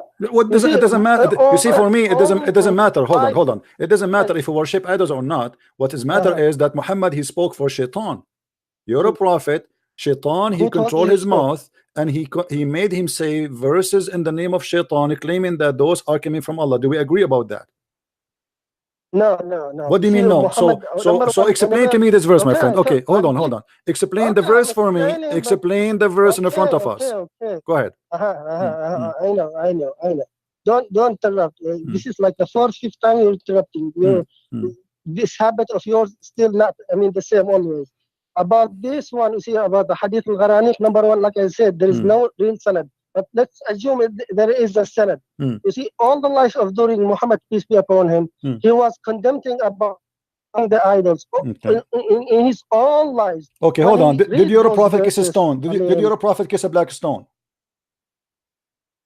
Yes, he did. Okay, as long he is against idols and against worshipping stones, why he kissed the black stone? Let's make it point by point. This is point because you just said all his life is against worshipping idols. So why he kiss a stone? There is much difference between worshipping and kissing. We are not worshipping the Kaaba. My friend, I asked somebody who have a PhD in Islam, and his name is Dr. Ruhi, and I think you know him. He said this is an act of worship. Did you agree that this is an act of worship? And all the Muslims that spoke to me in previous videos, or you can go check them out, all agree that this is an act of worship. Right, okay, the question is, do we worship the Kaaba or not? This is not the question. Is it an act of worship to kiss the black stone or not? No. Why you kiss the black stone? You kiss the black stone as an act of worship, yes or no? Yes or no? Let's get the one by step by step. Do you kiss the black stone as an act of worship, yes or no? I kiss the black stone because Prophet Muhammad, peace be upon him, kissed it. Simple as that. So the prophet he kissed it, so you kiss it. Yes. Okay, guys, did you hear this? Why they kiss the black stone? Because the prophet kissed it. Okay, why the prophet kiss it? You see, look how stupid the answer is. 24. Hold on, guys. Look how stupid the answer is. Hold on, let me talk. I will give you time. We give you time. Hold on. How stupid it is to say we kiss it because the prophet kissed it. I'm asking you why he kiss it. Why he kiss it? You don't know anything about your own Bible. I just blah blah blah blah blah. This is all you guys know. Jumping from one subject to another. If you're a brave man enough, why not going to debate somewhere? But no, you have to hide behind yourself. Debate who? Here's the thing. I will give you a very small tip because your brain's full limit. Go ahead and make your phone with you. Okay, hold on. If I show you a snap of this, if I show you a snap of this, shut up. If I show you a snap of this right now, what you will do? Shut up. If I show you, this is Sahih al-Bukhari, Abdul. This is Sahih al-Bukhari. I will put it in front of you. I was waiting for you to get excited. I was waiting for you to get excited. This is Sahih al-Bukhari saying that. What do you would say? I'm always excited. This is Sahih al-Bukhari. This is Sahih al-Bukhari saying that's a hadith. What do you say?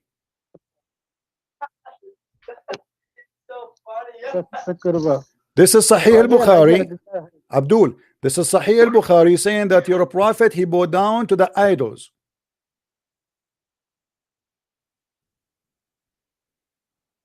Are you there? Are you there? Are you going to die now on me? Don't hang up. Here we go. I'm not going. You like 4 or 5 times. You're hanging up. Read it. Here we go. This is Sahih al-Bukhari. You asked me for the sanad in front of you. لحظة. Do you want camel urine? No, I want poop sandwich. Well, poop sandwich is good because your prophet, he taught you to eat poop too. You want to see it? No, poop in the Bible. It doesn't say, my friend. That's a lie. That's a big fat lie. That's a big fat lie. Yeah. Because you can, Abdul. Now read. You got busted. This is Sahih al-Bukhari. Saying you're a prophet. He bowed down to the devil. Read it.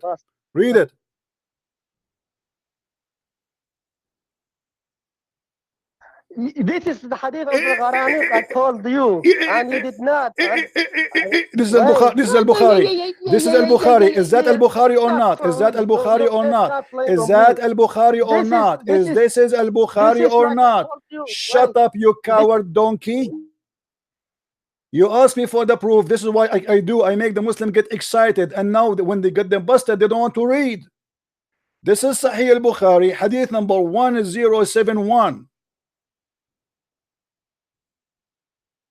Chapter, the prostrating of a Muslim along with mushrikeen.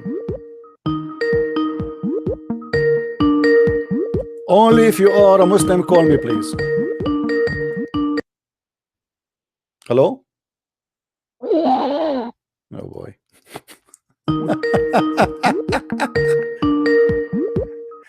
The Muslims are going nuts. The Muslims are going nuts. Let us call back. We got you busted, Faris.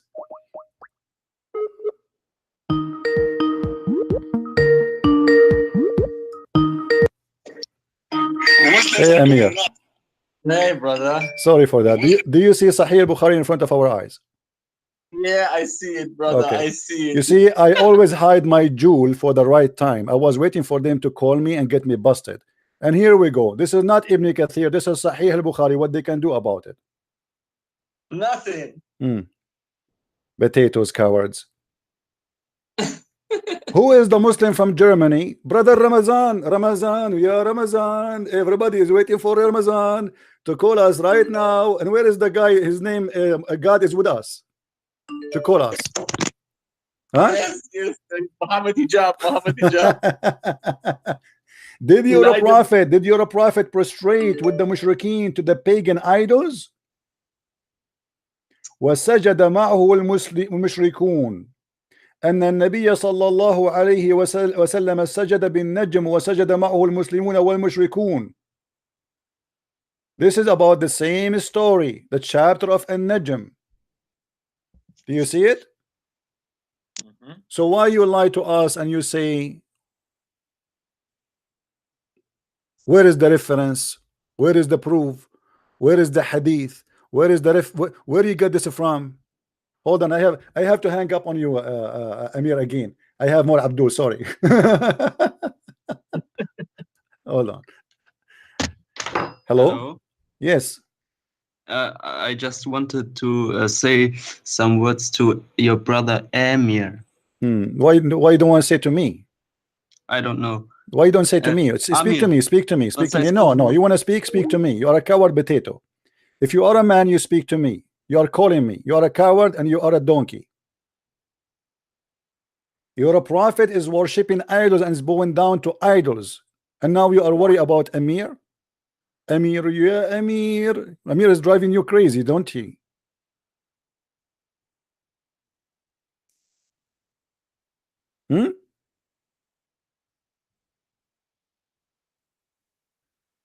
Where is the reference? Brother, where is the reference, brother? Where is the reference?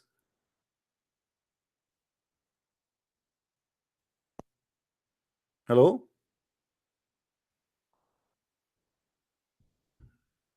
Hello?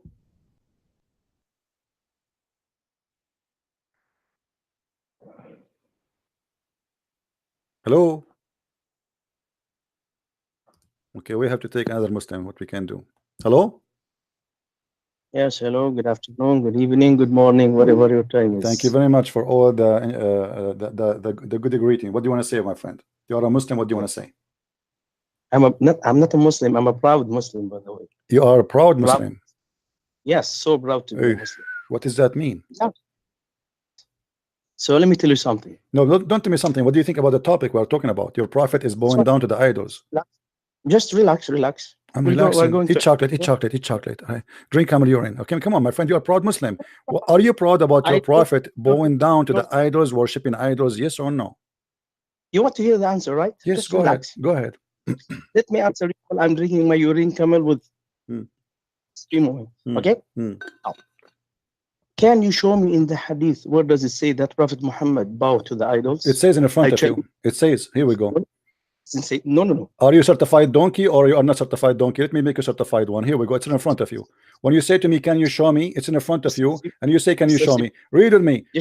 Read with me. رضي الله عنهما أن النبي صلى الله عليه وسلم سجد بالنجم وسجد معه المسلمون والمشركون. Do you see it? Relax. Please. Relax. You need to call me names. I'm not calling you up just. I'm not calling you. I'm calling you as Allah He called you. I respect you, so please respect me. Okay, go ahead now. Why you are saying to me what it says? Show me what it says that. It says that in front of you. Okay, just let me educate you. Just relax. Okay. It doesn't say here that Prophet Muhammad, peace and blessing be upon him, bow to any idols. I challenge you. Now listen. Okay, hold on. No, it says that. Let me show you why. Because the pagan, they are bowing down with him, worshiping what? Just wait, please. You are asking me a question, so give me a chance to answer you, please. You don't keep interrupting me. Don't worry about it. You ask the question. Just give me a couple of minutes to answer you. Then after that, you have a couple of minutes to answer. Yes. Wonderful. Is it difficult? Good. Just relax. Take a deep breath. Have yourself a cup of juice. Okay, waiting the answer. Don't waste my time. Go to the answer. Did he and the pagans are bowing together? Yes or no? Just relax. Yes or no? It says in no, it doesn't say that until you know. Then you are not honest. You are a coward. Swear by Allah, it doesn't say that. That both of them they are bowing together. Swear by Allah, by the shin of Allah. No, don't tell me CP, please. Swear by Allah, you are a liar. Here we go. This is your Muslim translation. You see, I will show it in English. Why in the Muslim translation they are praying together, worshiping the same God? What is the same God? The Muslims and the pagan they worship. Go ahead. Just let me speak, please. Just I'm asking you. You're avoiding the answer. What is the God they are worshiping there together? I wanted to show the hadith again in Arabic and English where it doesn't say. I'm showing it to you in English right now, and I show it to you in Arabic. Read it for me. Go ahead. Okay. I'm reading with you now. It says in front of me, the Prophet, I prostrated while reciting an-Najm, and with him prostrated the Muslim, the pagans, the jinn, all human beings. Now, does it say that he was prostrating for idols? Why? Yeah, obviously it does, because if all of you worship one God, this means obviously you are worshiping one God. What is the pagan worshiping? What is the pagan bowing down for? CB. When you're a prophet, he was praying. He was praying to who? Make the pagan bow down with him. If the pagan they don't believe in what Muhammad believed, why they bow down with him when he recited the chapter of An-Najm, which is the same chapter he received the satanic verses according to the Quran? Allah will take it off. So Muhammad recites satanic verses. The pagan they heard him, they agree with him, they bow down with him. That's what it says. You see, I did not interrupt you. I listened to you. Now, will you please be kind enough to listen to me as I listen to you? Go ahead. Don't interrupt me, Go please. Ahead. Okay, thank you very much. Please. Now listen and learn, please. I'm learning. First of all, I'm challenging you in front of everybody to show me what does it say that Prophet Muhammad prostrated to idols. It doesn't say that whatsoever. You see. Hold on. You see, you made a challenge. Let me answer you. You made a challenge. Let me show you. Come on. Let me show you, Abdul. You made a challenge. Can you show me? The story, all of it is connected. Here we go. We go to Ibn Kathir, we go to At-Tabari, we go to Al-Qurtubi, we go to all of them. They said, and the Quran confirmed that Muhammad received satanic verses when he was reciting the chapter of An-Najm. Do you agree with the Quran or not? Do you agree with the Quran or not? Relax. I'm relaxing. Do you agree with the Quran? Okay, so the Quran confirmed that Muhammad received verses from Shaitan. So now we know why Ibn Kathir and Al-Qurtubi and At-Tabari and other scholars they speaking that Muhammad he bowed down and the pagans they bowed down with him, and this is exactly what is shown to us in the hadith. And you don't let me speak. You talk too much. Just let me speak. Just give me like 2 minutes. You see, you keep complaining about let me speak. You made a challenge for me to show you. I just showed you. Relax. And can you please post again the hadith in English again? Okay? It's in the front of you. Us. It's in the front of you. It's on the screen. Good. Okay. You said that Prophet Muhammad, it says in the hadith that Prophet Muhammad bowed to the idols, right? That's what he said, right? No. Can you please the hadith? I wanted to show me what does it say that he bowed to the idols. So read the hadith. I want you to read okay, so you are saying to me you want to understand that the story only from this hadith, right? I'm asking you. You brought the claim that it's very clear because the pagan they bow down with him. The pagan they bow down to who? No, I'm asking you. The pagan who worship idols they bow down to who? To idols, correct? Let me educate you just for a couple of minutes. Go ahead. You are not giving me even a time. You see, you keep complaining, not giving me a time. Relax. And when I get you busted, you don't answer. The pagan they bow down to who? I want an answer, please. Give me an answer. They bow down to who? Muhammad and the pagans they are praying together, bowing together behind Muhammad. Muhammad was reciting An-Najm. So the pagan they bow down to who? The mic is yours. If you keep laughing, I will hang up on you because you're acting like a kid. You are like a Muhammad hijab now. Are you going to answer? They are they are bowing down to who or not? Please relax. Please, CB. I didn't pick you up just to laugh or to make fun of you. I called you. You cannot make fun of me. You are making fun of your God, because your God is the one who said that Muhammad received satanic verses. It is Ibn Kathir who said so. It is Al-Qurtubi who said so. It is Al-Tabari who said so. And this is Al-Hadith of Sahih Bukhari saying that you're a prophet and the pagan, they worship the same God. Pagan. Go ahead. You're done. Promise me that you will give me 2 minutes without no interruption. Go ahead. Yeah, you want to laugh? I can laugh with you. No, just tell me, please. Tell me. I promise you that I will let you speak for 2 minutes. I will not interrupt. Go ahead. Can you do that? So promise me in front of everybody. Abdul, go ahead. We are laughing at you. You are in trouble.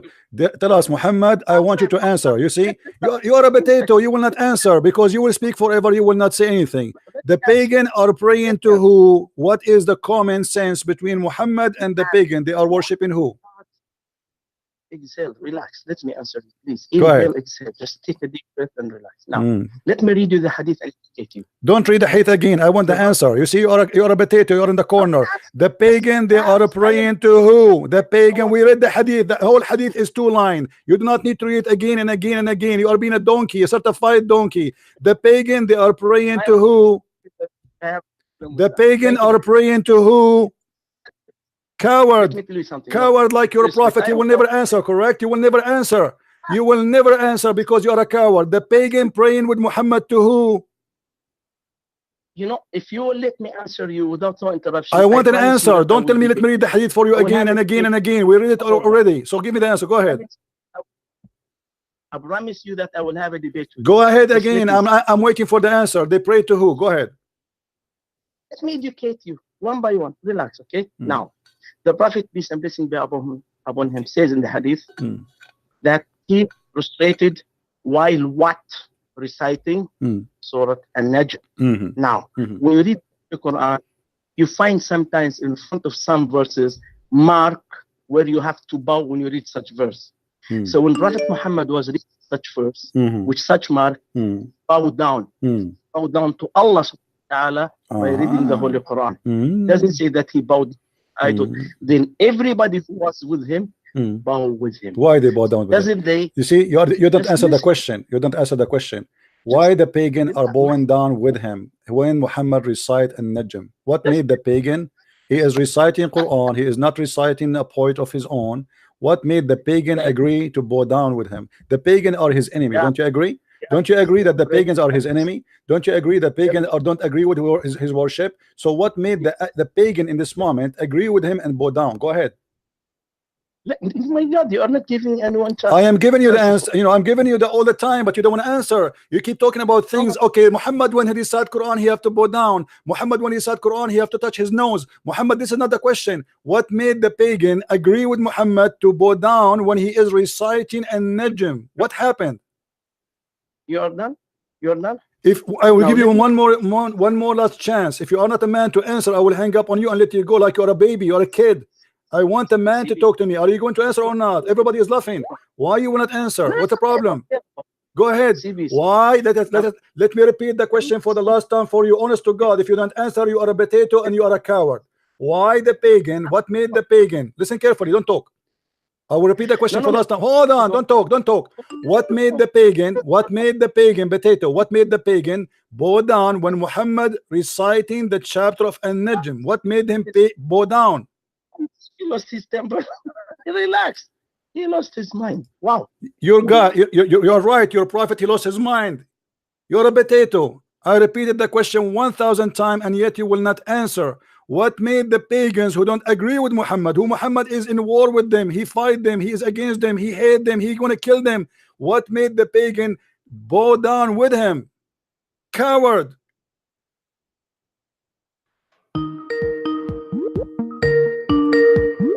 All of you are the same.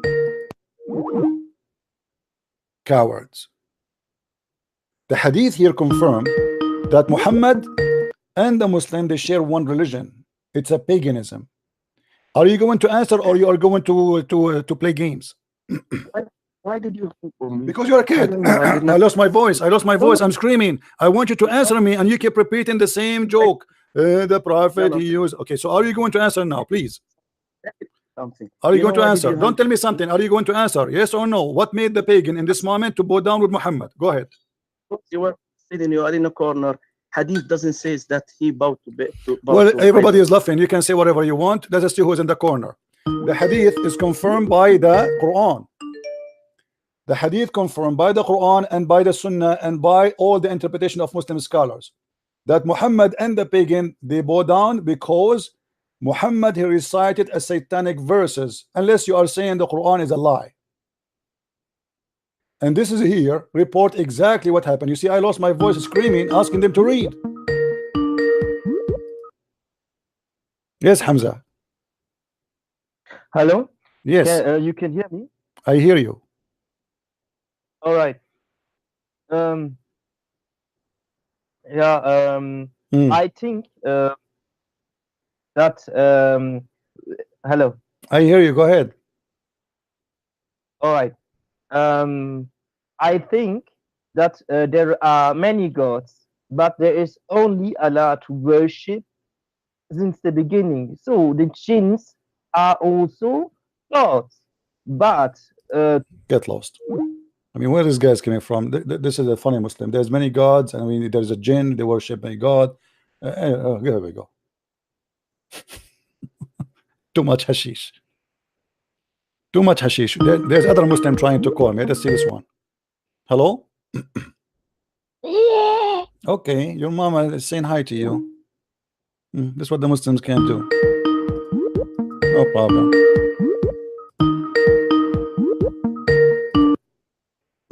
Hello. La ilaha illallah. Oof, oof, oof, oof, oof, oof. Allah, Allah, Allah, Allah. Allah, ilaha illallah. Man, that's a lot.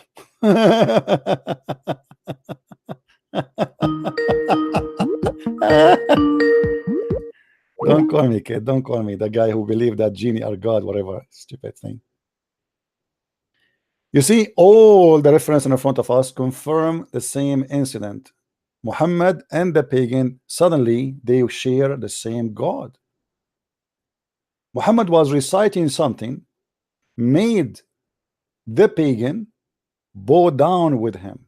What is that thing? He was saying that the three daughters of Allah, their intercession is a must. Otherwise, why the pagan will bow down with Muhammad when he's reciting Quran? This is Quran. He's not reciting like a prayer of the pagans, unless you know it was not reciting Quran. It says here he was reciting An-Najm specifically, and this is what the story is about. The chapter of An-Najm, as we see in front of us, is the same chapter speaking about Muhammad.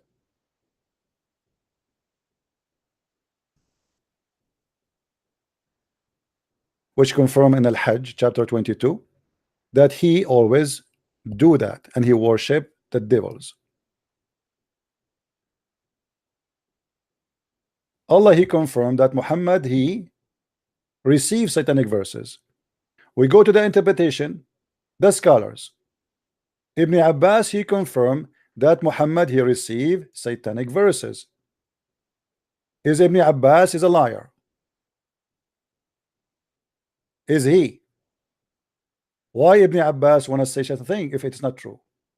As you see in front of you, when he recite, when he spoke, it said, it referred to his recitation. And here we see, it says, Shaitan throws some falsehood in it. So it's confirmed that Muhammad, he received some satanic verses. And remember, by the way, the Quran was not organized the same way it is today. There's nothing is called a chapter of An-Najm or a chapter of etc. or a chapter of etc. This is something later happened. So when Muhammad received this verse and he praised the pagan gods, the three daughters of Allah, the pagan, they bow down with him and they liked what he said, because this is what they believe. Muhammad, he just admitted that this is what he believed. If we go to the Islamic interpretation,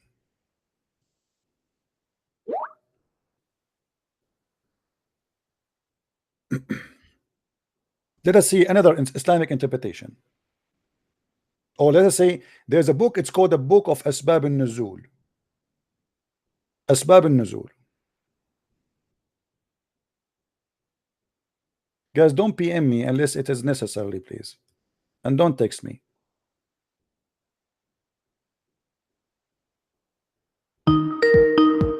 Who wanna? Hello. Hello. Yes. Yeah, hi. This is Abbas. Hi Abbas, how are you? So Abbas, what do you think about your prophet receiving Hello? satanic verses? I hear you. Go ahead. Yeah. No, he didn't receive satanic. He did not? Okay, this is the He book. didn't receive This is satanic Tafsir verse. al-Jalalain. This is Tafsir al-Jalalain. What do you say? This is Tafsir al-Jalalain in front of your eyes. I'm sorry. One second. Sorry. Just 1 second. I think there's a double sounds. Mute YouTube so you will not hear me twice, please. And I apologize from Amir. I'm sorry about that. Amir, I apologize from you if you hear me, because as you see, we want to get them busted with this, and we I'll call you back. There's some problem. 1 second. 1 second. Okay. Guys, this is Tafsir al-Jalalain. This is Tafsir al-Jalalain. This is the official government website of the Kingdom of Jordan. This is the Muslim translation. And this is the address of the website you can contact them in the Kingdom of Jordan. This is a website owned by the king himself, who claimed that he is from the children of Muhammad. What it says.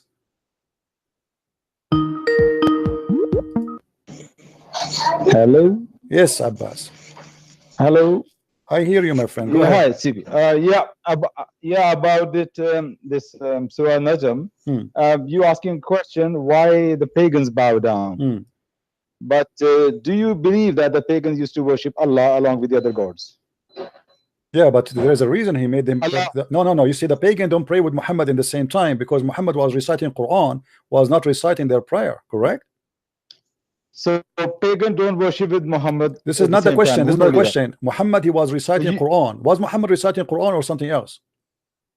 Of course, he was reciting Quran. Yes. What made the one who don't believe in the Quran bow down when Muhammad reciting Quran? The question is what they were doing there when he was reciting Quran. Because he is in front of them. He came to them. He's trying to deceive them. Muhammad, he go to the Jews. He claimed to be a Jew. He go to the Christian. He claimed to be a Christian. He go to the Sabian. He claimed to be Christian. And now he's with the pagan. He claimed to be pagan. And this is exactly what happened. He thought nobody will hear him from the rest. So he said that I praise the satanic verses. I praise the daughter of Allah. And because he said that, he bowed down, and they heard him saying that. So the second he said the names of those gods, those Arab, they bow down. So they heard him saying that the daughters of Allah, their intercession is a must, and he bowed down. Everybody bowed down right away, because those are their gods. Muhammad was reciting Quran, was not reciting Mickey Mouse. So why the pagan will go down with him? Because he mentioned the names of their gods. The second you mention the name of their god, huh? That is your assumption. No, that's not my assumption. No, here we go. No, this is not mine. This is not mine. Here we go. This is your scholar, my friend. Is Jalalain is my scholar or yours? He was a human being. Here we go. Muhammad was a human being too. No. I mean, Abbas, don't play this game with me. I mean, what does that mean, a human being? So what is a human being? What does have to do with this? I am a human being and you are a human being. So now you will give me an answer of you will give me an answer of a human being, or you will give me an answer of God.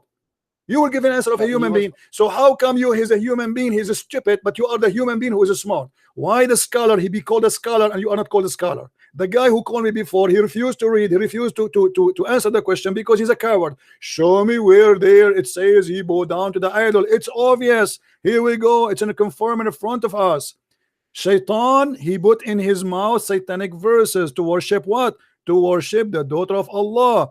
The pagan, they were with him, they heard the names of the three daughters of Allah, and immediately they bow down because this is their gods.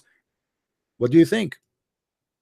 It seems like I'm in your lecture. I am not allowed to speak. My friend, in order to prove me wrong, you have to show me that how I'm wrong. Can you get me busted? I'm showing you Jalalain, I'm showing you Ibn Kathir, I'm showing you Sahih Bukhari, I'm showing you Quran. So in order to say to me you are wrong, you have to say to all those names you are wrong. Are you there?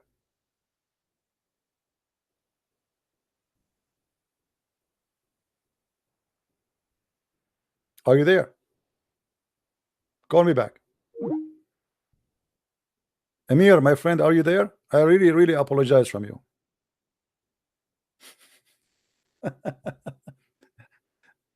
I will call you back after we finish this.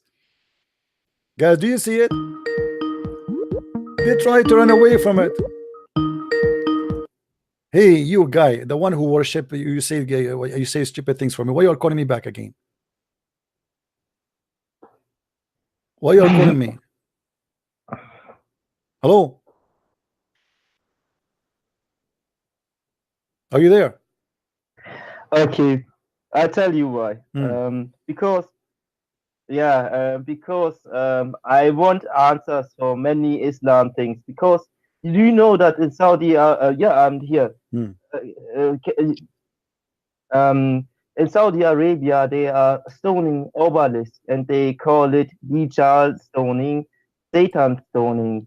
So for me, it was a sign that they believing in many satanic things. Okay, Hamza. So are you willing to leave Islam right now? Because you just said something very important, that Islam is a false religion. They believe in many things. So why you call yourself a Muslim? Why you don't leave Islam?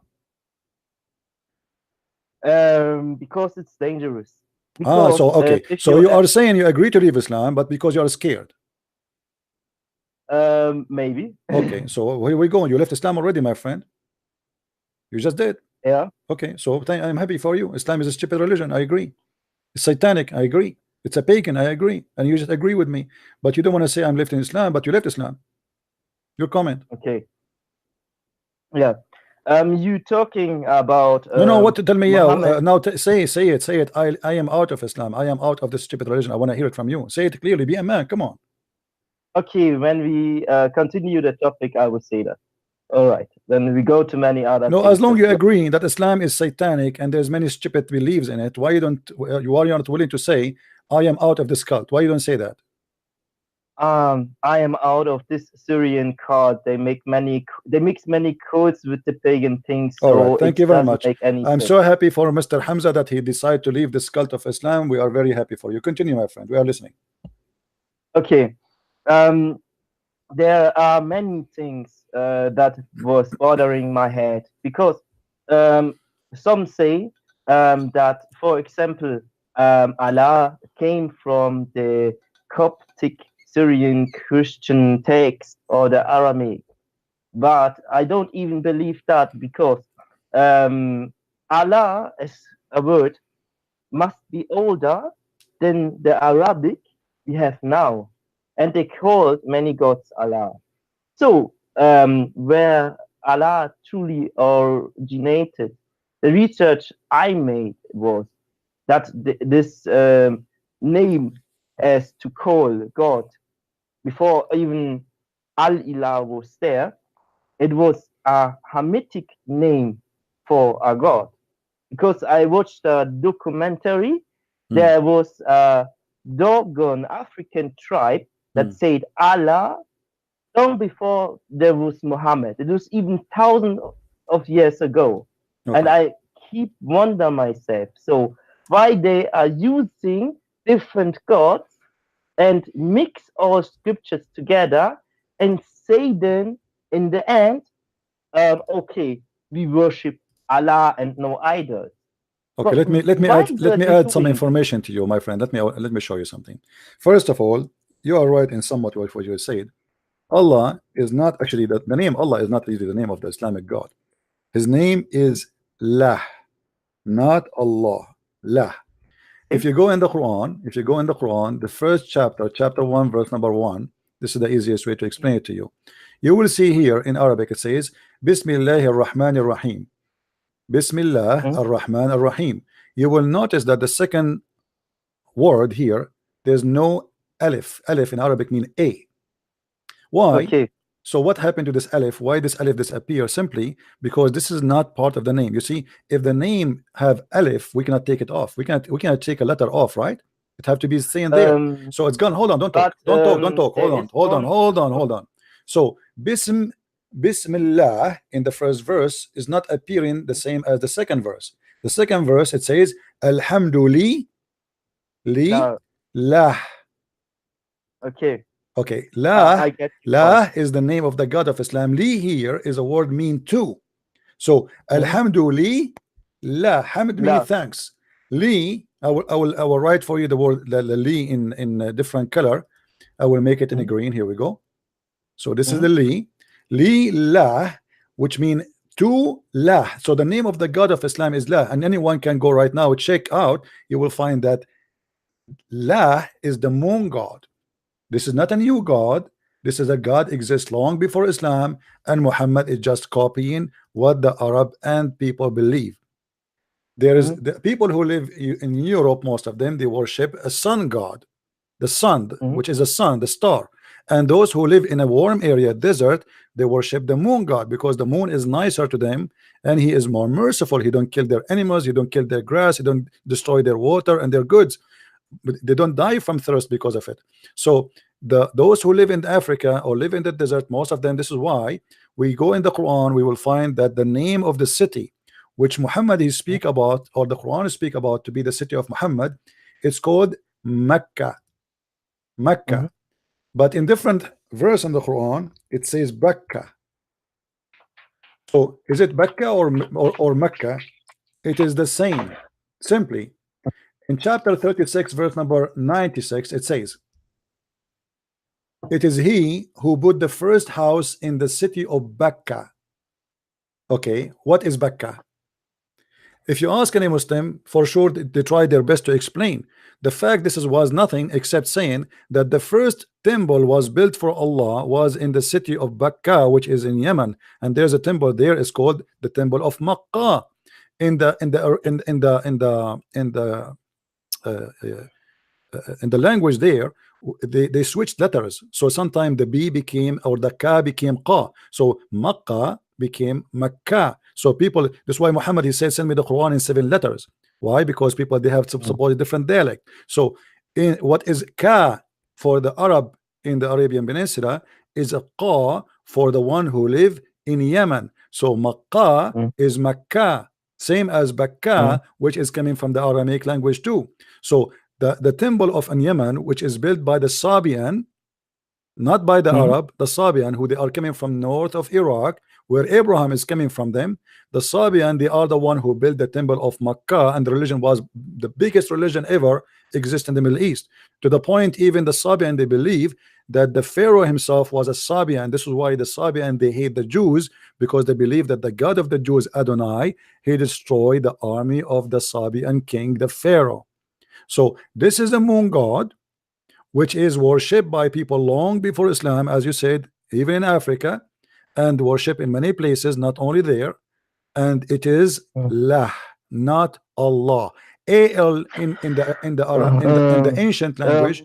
Can I do one surah in the Quran? Because there are written 4 letters, and many people say in Surah 10 verse 1, it's also about Allah. So we have different writings and meaning of the word Allah itself. I asked some guys, and one of them saying that when you write Allah in a certain way, it means boom. So in these cultures, why they have so many things, Allah, Azar, and these things, and they can mean 1,000 things, but they say they worship one God, Allah. Okay, my friend, I have to let you go. I'm happy for you that you left Islam. Good for you. You can call me later so we can take more Muslim calls. But I want you to listen what I will say next, so you can learn something. In chapter of Yasin, chapter 36, it says yes, Yasin. Ya in the old ancient Aramaic is a word meaning God. Sin is the moon god. You ask the Muslims what does this mean, they don't know. This is one of the names of the God of Islam.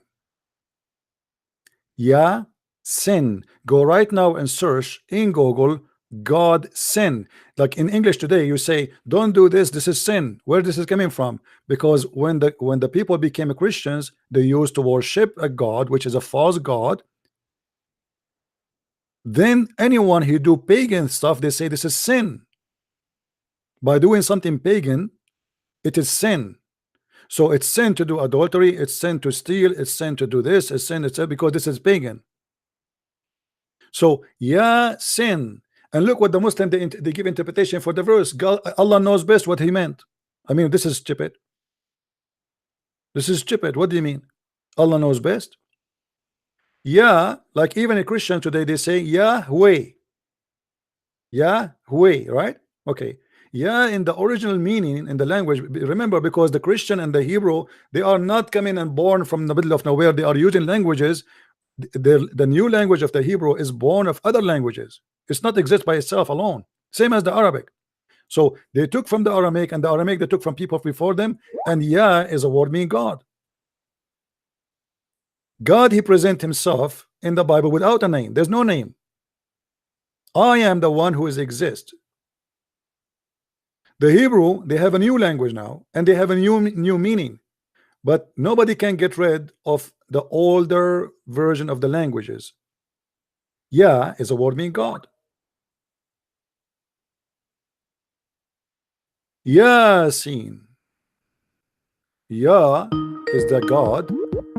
Sin is Allah. Hello? Hello? Yes. Hello? Yes, Abbas, I hear you. Hello? I hear you, man. Hi, this is Abbas. Okay, Abbas, what do you say? We go back to zero. Al-Jalalain saying that you're a prophet, you receive satanic verses. What do you do?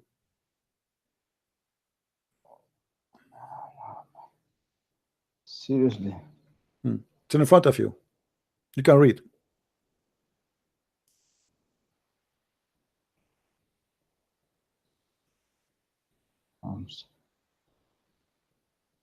Alicia. Oh, Alicia, I lost that again. Focus with me, please, here. Hello? Can you Yeah, hear I'm me? with you. I'm with you. What do you want to say, my friend? I'm sorry. I'm It's just all having right. a problem there. Okay. Yes. So what you were saying? Sorry, Okay, sir. Al-Jalalain in front of us says that your prophet you again? receive About Al-Jalalain here in front of us says, and Ibn Kathir and the Hadith and the Quran confirm that you're a prophet you receive satanic verses. So what is your comment? Yes. Jalalain, as I said, look, as a human being, I was saying he's not infallible. I mean, you are a very clever man, but I'm sure you believe that you are not infallible as well. You can also make mistakes as well. But as a Muslim, strictly follow Quran. My friend, I'm not the one saying Sunnah, okay, but the Sunnah Quran and Sahih says, Hadith. but the Quran says that Allah he will delete the satanic verses. Was the Quran too mistaken? Quran didn't talk about satanic verses. What you're talking about? No, the Quran says that Allah will delete the satanic verses. Whatever shaitan he throw, Allah will delete. Correct? Read the verse. Okay, I think you are confusing. It's in front of you. It's in front of you. It's in front of you. Never we send a messenger before, but when he talk, shaitan he throw in his mouth, words. Read it. ما أرسلنا من قبلك من رسول. What chapter and verse you? Chapter 22, verse number 52. وما أرسلنا من قبلك من رسول ولا نبي إلا إذا تمنى ألقى الشيطان في أمنيته فينسخ الله ما يلقي الشيطان. We never send a messenger or a prophet, but shaitan he throw in his mouth his words, and Allah will delete what shaitan he throw in his mouth. What do you say? Okay, I say this. Go to the interpretation. I did. You just said to me that the interpretation he's a human. No. This chapter, This chapter 22. This chapter 22, interpretation of chapter 22. Go to that and yes, see what here we go. It's in front of you. It's in front of you. You told me this he's making a mistake. It's in front of you. This is interpretation. Let us go. Hold on. This is interpretation. Chapter 22. Of chapter 22. Yeah. Yes. Verse number 52. It's in front of you. This is Tafsir al-Jalalain. It says, but when he recited the scriptures, Satan cast into his recitation what is not from Quran, but which those whom the Prophet had been sent with the following verses from the Surah of An-Najm. You see, here we go. It's An-Najm. Have you considered Al-Lat and Al-Uzza? Your Prophet, he said, have you considered Al-Lat and Al-Uzza? The one who called me before you, the Muslim who was laughing too much, he was laughing at his Prophet. because he don't want to say, he don't want to agree that when his prophet was reciting an Najm, that pagan they bow down because he was worshipping and the Allat and Al-Uzza. And look, here is confirmed. Have you following the following verses recited in the Surah An-Najm? Have you considered Allat and Al-Uzza and Manat, the third one, chapter 50? And here he quotes for us the verses 53, etc. Then he says, added a result of Satan casting them into his tongue without the prophet being aware of the following words. Do you see it?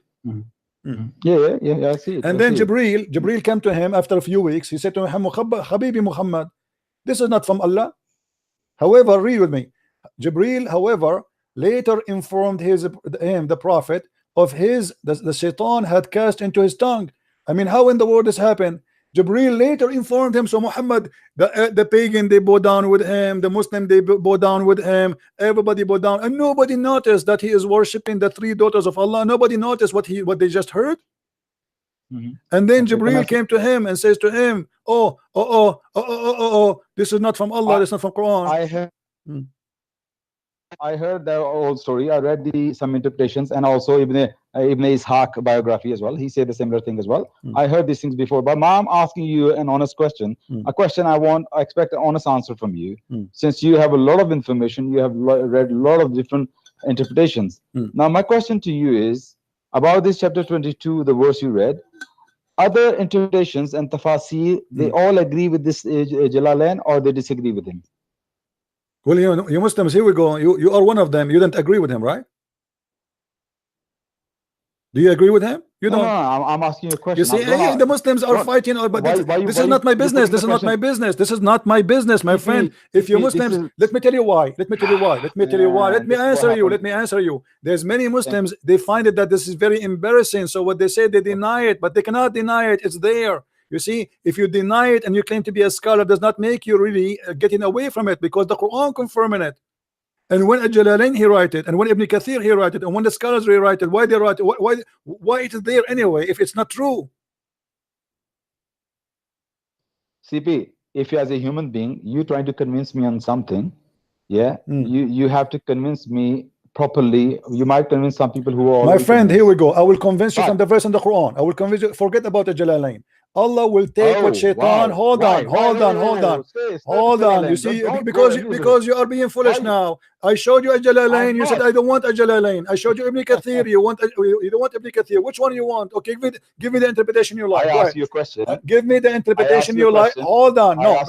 Don't play. Don't play. Show me the interpretation you like, and I will open it for you live in front of everybody. Go ahead. That was not my question. No, I want you to get either you get me busted or you get you busted. Show me the interpretation you like about this verse. Listen, you can. I don't want to listen. Here we speak with reference. I'm showing my reference. Can you show me your reference? Can you show me your reference? Which scholar is the one you like him to explain this verse? Go ahead. You can bust people all day long before you mentioned to me. Isn't it you who mentioned to me Al-Mawdudi before? What do you think about Al-Mawdudi? I'm not here to bust you. Aren't you the one? You cannot bust me. I'm a Christian prince. Your God cannot. Listen, and here we go. I'm challenging your life. I am challenging your life. What is the interpretation you like me to show you about this verse? What's wrong with you? Why cannot you answer my question straight? Because you are a coward. Why you don't want to quote for me one interpretation you like? Just one. We have hundreds. We have thousands. Give me an interpretation. Here we go. I'm losing my voice. Guys, here we go. Listen, Abdul. Listen, Abdul. Look how many interpretation I can show you. Look. Which one you like me to show you? Give me one. Yeah, can I say something now? No, you cannot. You cannot. I want you to show me a reference. Don't give me a speech. I'm letting you finish a speech. No, I don't want your speech. I'm not making a speech. Get away, man. I want a man to speak to me, not kids. Show me a reference you like. Show me a scholar you wish. Don't give me a speech.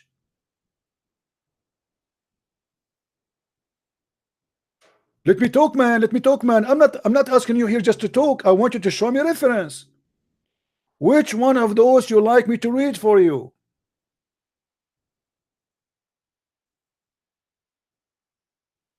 Shia or Sunni? What do you want?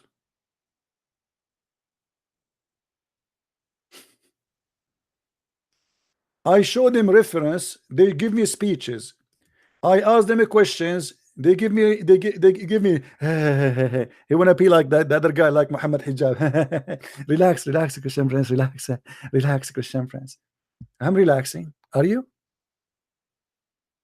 What was the reason made the pagan when Muhammad was reciting the chapter of An-Najm to bow down? What was?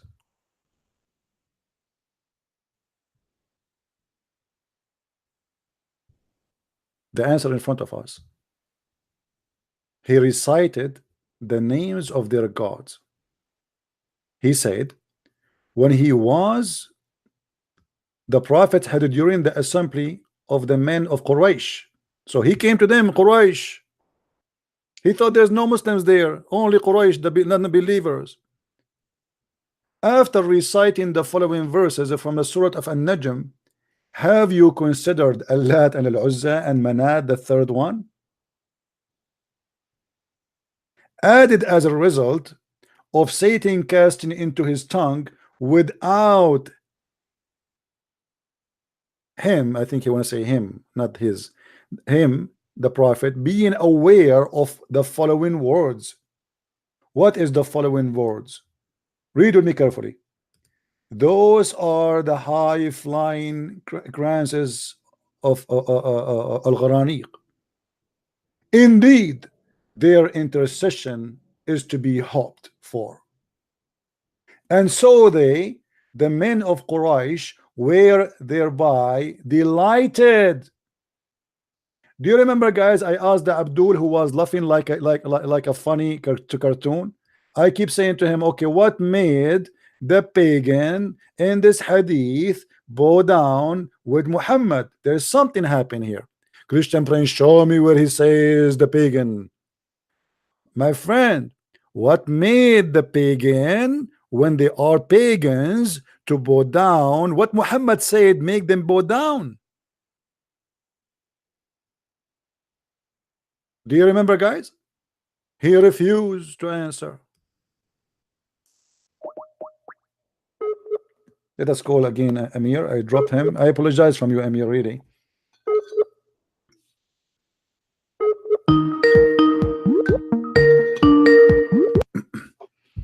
Hey, Amir. Hey, brother. I really apologize from you, but we have to make hummus. What we can do? Too much hummus, brother. Yeah, I cannot take you and take them in the same time. We need the hummus. And as you see, here we go. This is Sahih al-Bukhari, and this is the interpretation. They don't like Ibn Kathir, we will show them Al-Jalalain. They don't like Al-Jalalain, we will show them whatever they want. All of them, they confirm to us one story, that Muhammad was a pagan man, was a hypocrite man, and now he played the game. Like, it's not my fault. It is Shaitan he put in my mouth. You're right. Shaitan he put in your mouth to worship. Not only how stupid this story is. Not only he said that, he bowed down too. This is a disaster. You know? And then the Muslim, they say to us, oh, in Ibn Kathir it does not say so. We got you busted. Ibn Kathir he agree that yes, Shaitan he cast. What Ibn Kathir don't agree about is some details about what happened after. Read with me. This is Ibn Kathir. Who is the Muslim wanna call me and tell me what Ibn Kathir he said? As long as you have a big mouth to speak about Ibn Kathir did not say that, did not say this. Call me. This is Ibn Kathir. This is the whole interpretation in front of you. Read as you wish. Choose the line you want. Coward and liars.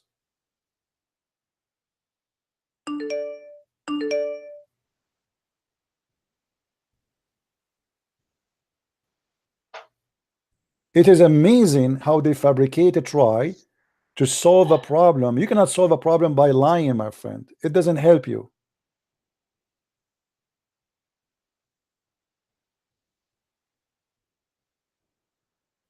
This is Ibn Kathir, as it is in the front of us, or our eyes. When he recited the revelation, Shaitan threw some falsehood in it. Challenge for the Abdul who don't like what I said. Who can quote for me what Shaitan he threw in his mouth? This is confirmed in Ibn Kathir. What happened?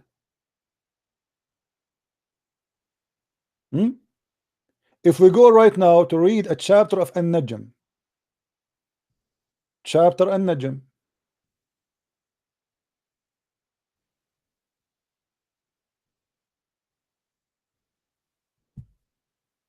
we will find the same story. Any Abdul? And you will see, guys, that many those who don't believe in Islam, they thought Muhammad, he became one of them. At this point, many of the scholars of tafsir mention the story of Gharaniq and how many of those who had immigrated to Ethiopia came back. Look, who is the one who mentioned the story of Al-Gharaniq? The scholars. Do you see it? At this point, who is talking? Ibn Kathir. At this point, the scholars of tafsir mention the story of Al-Gharaniq. And how many of those, guys, please stop calling me if you're not a Muslim. Only Muslims call me for now. And how many scholars, okay, I will block you then. Seriously, I will block you. If you call me one more time, I will block you, the guy who keep calling. Okay, let me block you then. Hold on.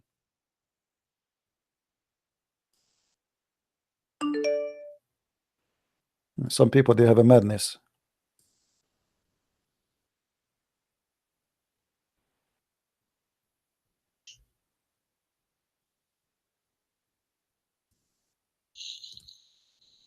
All right. Who are the ones saying that it's not a Christian prince? Many scholars of tafsir.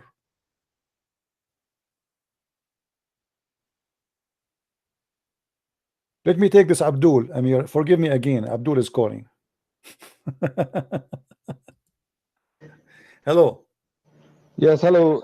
So Hi. are you going to show me, are you going to say something useful, or just you want to make a speech? Well, looks like no. I was never going to give a speech. I was just asking, since you have more information than me, do you know which interpretation? All interpretation agree with Jalalain. You didn't answer. Never mind. You asked me, okay, give me one interpretation. Yes, so I was looking into it because I didn't have all the information in front of me. All right. So I look and you say, okay, give me one interpretation. So I look into Maududi. Yeah. Okay, you like Maududi? Well, you can read Maududi, but I say I think you should read the Qurtubi, Ibn Kathir. If all agree with Jalalain, then you have a point. Okay. Ibn Kathir, here we go. Ibn Kathir in front of me. Read okay, what Ibn Kathir says. Read. Yeah, okay. Read with me. Ibn Kathir, this is Ibn Kathir, chapter 22, verse number 52 to 54. How the shaitan threw some falsehood into the word of the messenger of Allah. This is the title. Do you see it? Yeah. Okay, so Ibn Kathir agree that shaitan he throw words in Muhammad's mouth, correct? Read all of it. Okay, but he agree or not? The title. Okay, the title is explain the Quran, correct? So he agree. Read with me. At this point, many of the scholars tafsir mention the story of Al-Gharaniq. Do you see it? What is Al-Gharaniq? Do you know? Al-Gharaniq? No, I don't know what is that. The flying daughters of Allah. Okay. And how many of those who had immigrated to Ethiopia came back when they thought that the adulterer of Quraysh had become Muslims? Why they became why they thought they became Muslims? Do you know why? Yeah, because they thought they bow down with Muhammad. Thank you very much. Thank you. You are being smart now. So guys, hold on. You are the one who asked me for Ibn Kathir, right? Okay. So they bow down. You are the one who said Ibn Kathir. No, you said that. I didn't. Guys, did he say to me go and read Ibn Kathir? I said I was reading Maududi. Okay, give me a link. Give me a link for a Maududi. Give me a link for a Maududi. Go ahead. Give me a link. I can't. I'm not that savvy in this thing. No, you give me a link so I can show you Al Maududi. I thought you already have it. You want me to read? I don't have it in English. Maybe I can find it in Arabic. Let's see if I can find it in Arabic. Hold on. You want me to read Maududi? Yeah, read. Go ahead. Yeah, Maududi interpret like this. He says, if the first meaning is taken, it will imply Satan tried to prevent the fulfillment of his desire. If the second meaning is taken, it will imply when the Prophet, peace be upon him, recited the revelations, Satan created different sorts of doubts about its truth and meanings in the minds of the people. Whereas Maududi says it's the people who are hearing his words. And what does that mean? What does that mean? Meaning when Muhammad reciting some verses, okay, the people have different understandings. Satan making them understand differently. Like when but even hold on, I read the same verse. Hold on. ISIS understand the verse differently. Okay, no. You see, and I understand that's mean al-Mawdudi is a certified donkey, because the Quran said that yes, because the Quran says Allah will throw what it throw in His prophet, not in the mind of the people. So how al-Mawdudi say such a thing, stupid thing, against the Quran? Isn't it the Quran in front of you saying that shaitan he throw in the messenger?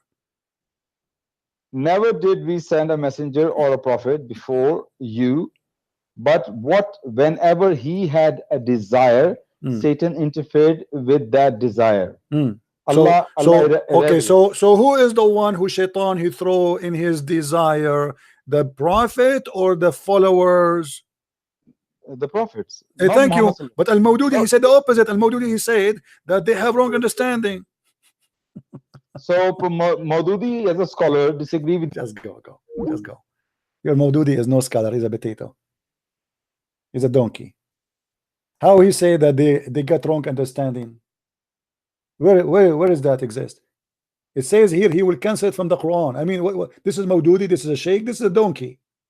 Go and use his papers for his book to toilet paper. The Quran says Allah will cancel what shaitan throw in the mouth of the prophet, not in the mouth of the believers.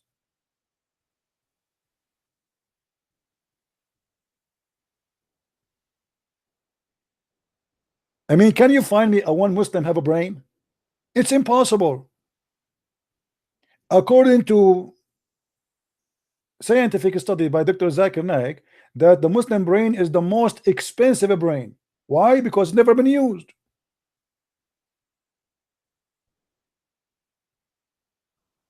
And we show them their scholars one by one, and they run away from it.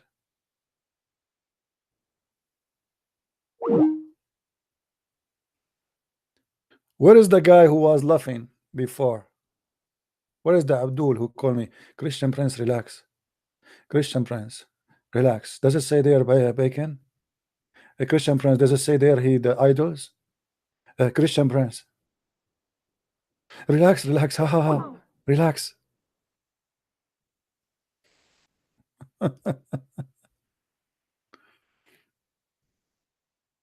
I feel sorry, I keep losing Amir. Let us take Amir and forget about the Abdul.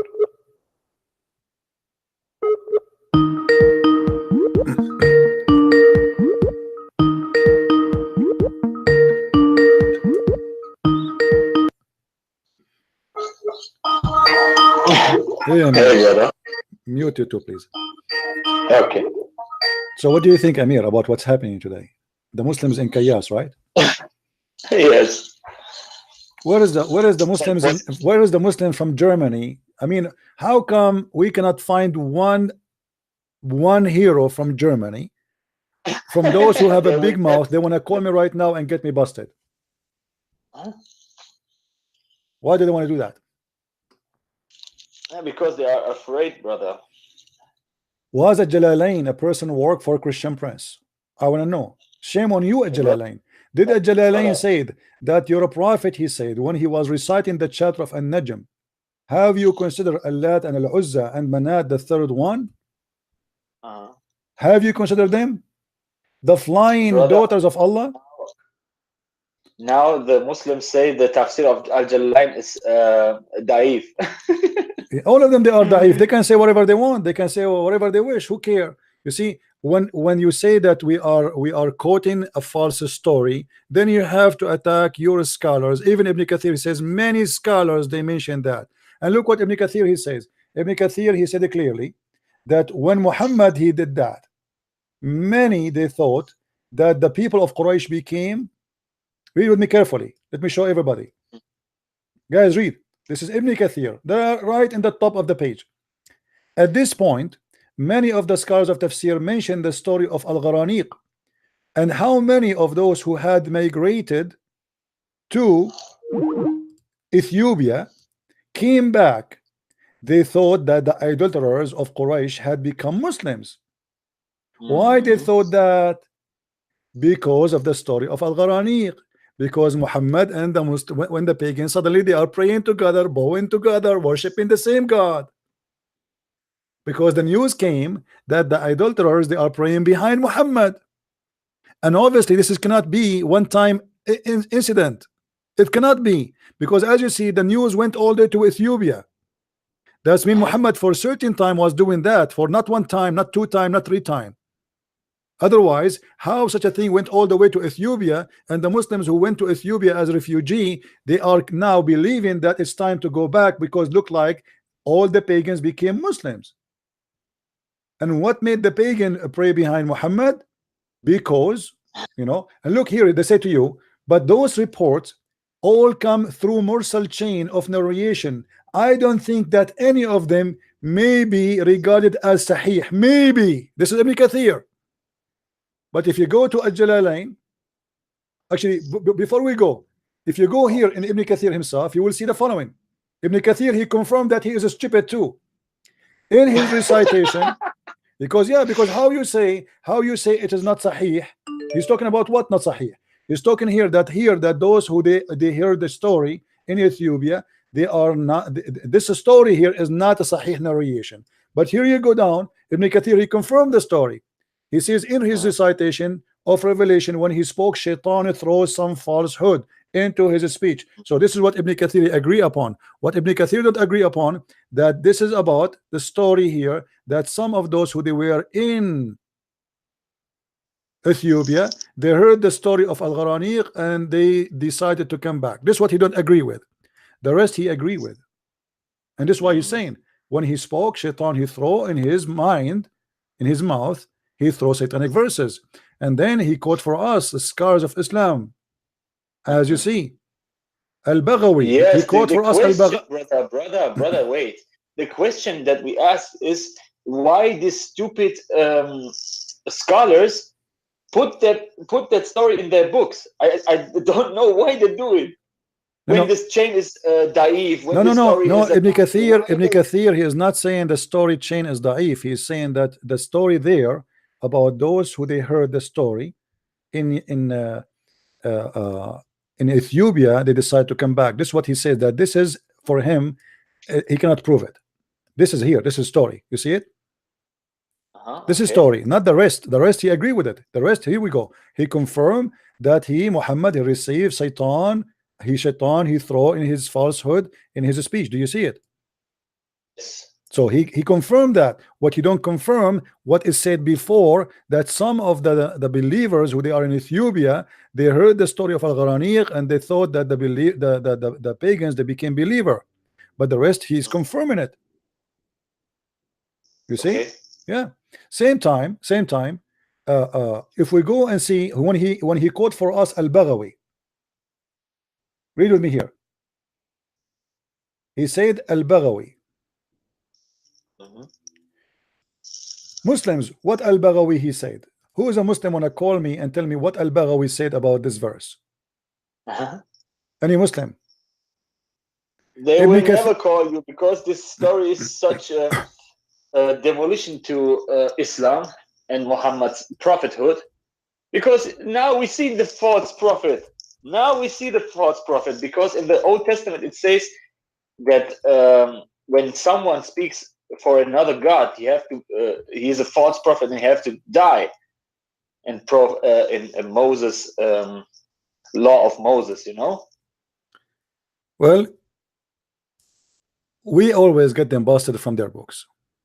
Amen. This is if we go and we check Tafsir Al-Baghawi for the same verses we are talking about, who is the Muslim wanna call me? As long Ibn Kathir, he is admitting that he is learning from Al-Baghawi. Any Muslim wanna call us and read for us what Al-Baghawi said?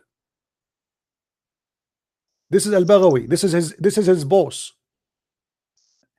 When Ibn Kathir he quote for me, Amir, listen to this. If I quote for you a scholar, if I quote for you Paul, that means Paul is higher than me, correct? Paul, he don't quote Christian Prince, because Christian Prince is not the one who will explain the Bible to Paul. So Yes. when Ibn Kathir, he quote Al-Baghawi. Who is the Muslim wanna call me and read for me what Al-Baghawi he said about this? Who is the Muslim hero is willing to do that? Any Muslim? Mayday, Mayday. We are looking for a Muslim.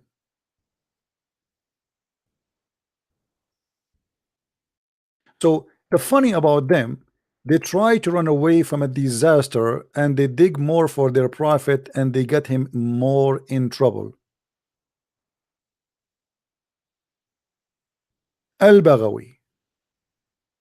Who is a Muslim wanna call and read Al-Baghawi, the teacher of Muhammad? This is Al-Baghawi. I will put it in the screen so everybody can laugh.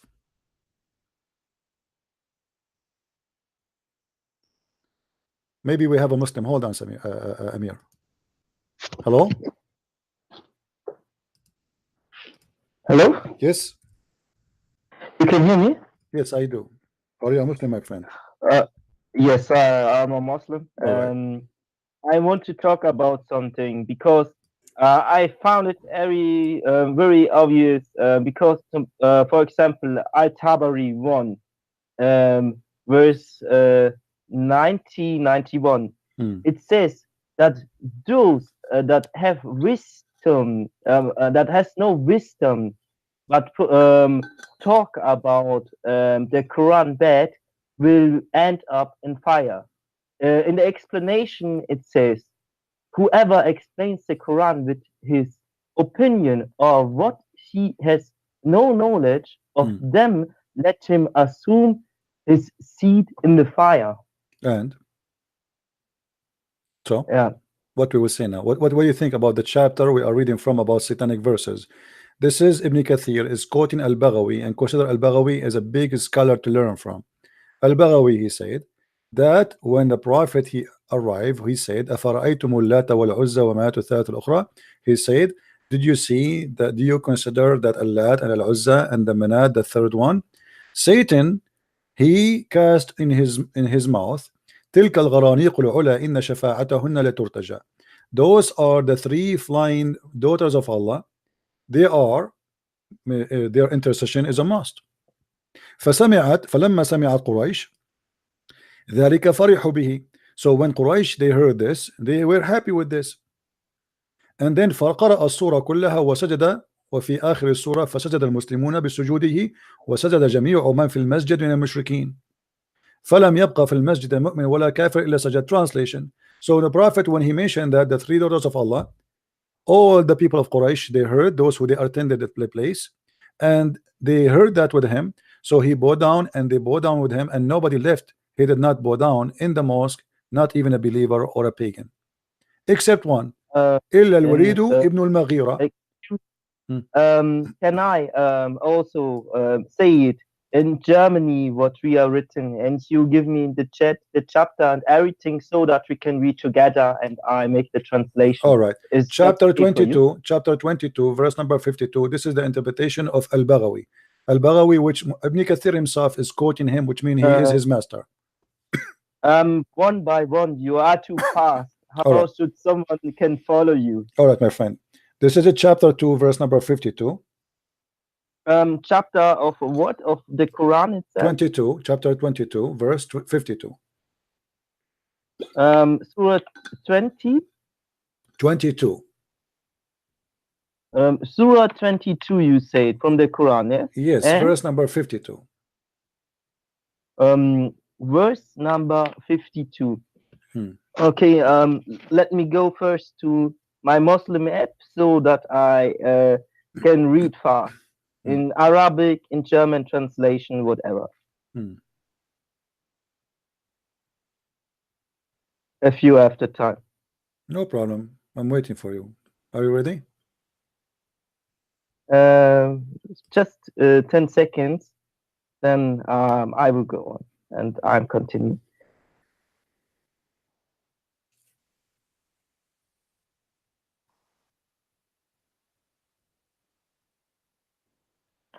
Surah Al-Hajj, right? Yes, verse number 52. Okay. Interpretation of Never, Al-Baghawi. never did we send a messenger or a prophet before thee, but when he found a desire, Satan threw some vanity into his desire. But Allah will cancel everything vain that Satan throws in, and Allah will confirm and establish his sins for his full knowledge and wisdom. Okay, let me now go for the German translation so that I can read it as well.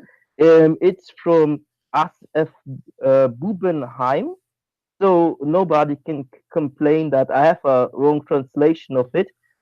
Okay. What? Who is Bubenheim? If I don't know what he's saying, I will not know if he's wrong or not.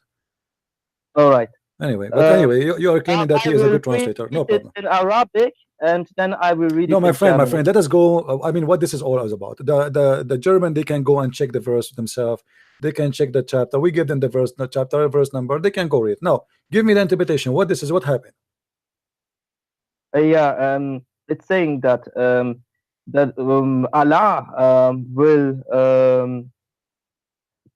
avoid the bad verses that Satan gave Muhammad, clearly, or the prophet, the ascended. So it's confirmed. It's confirmed that Muhammad received satanic verses. Thank you. Yes. Okay. So now what we will do? How Muhammad received satanic verses? That's mean Muhammad at this moment, he is a messenger of Allah and messenger of Satan at the same time. Yes. Are you a Muslim still? I'm just learning, you know. No, I'm asking you. I mean, are you going to follow a prophet who received and he admit that he is receiving verses from Satan? How a messenger can be speaking for two gods at the same time, Satan and his God? How he can be a messenger for two in the same time?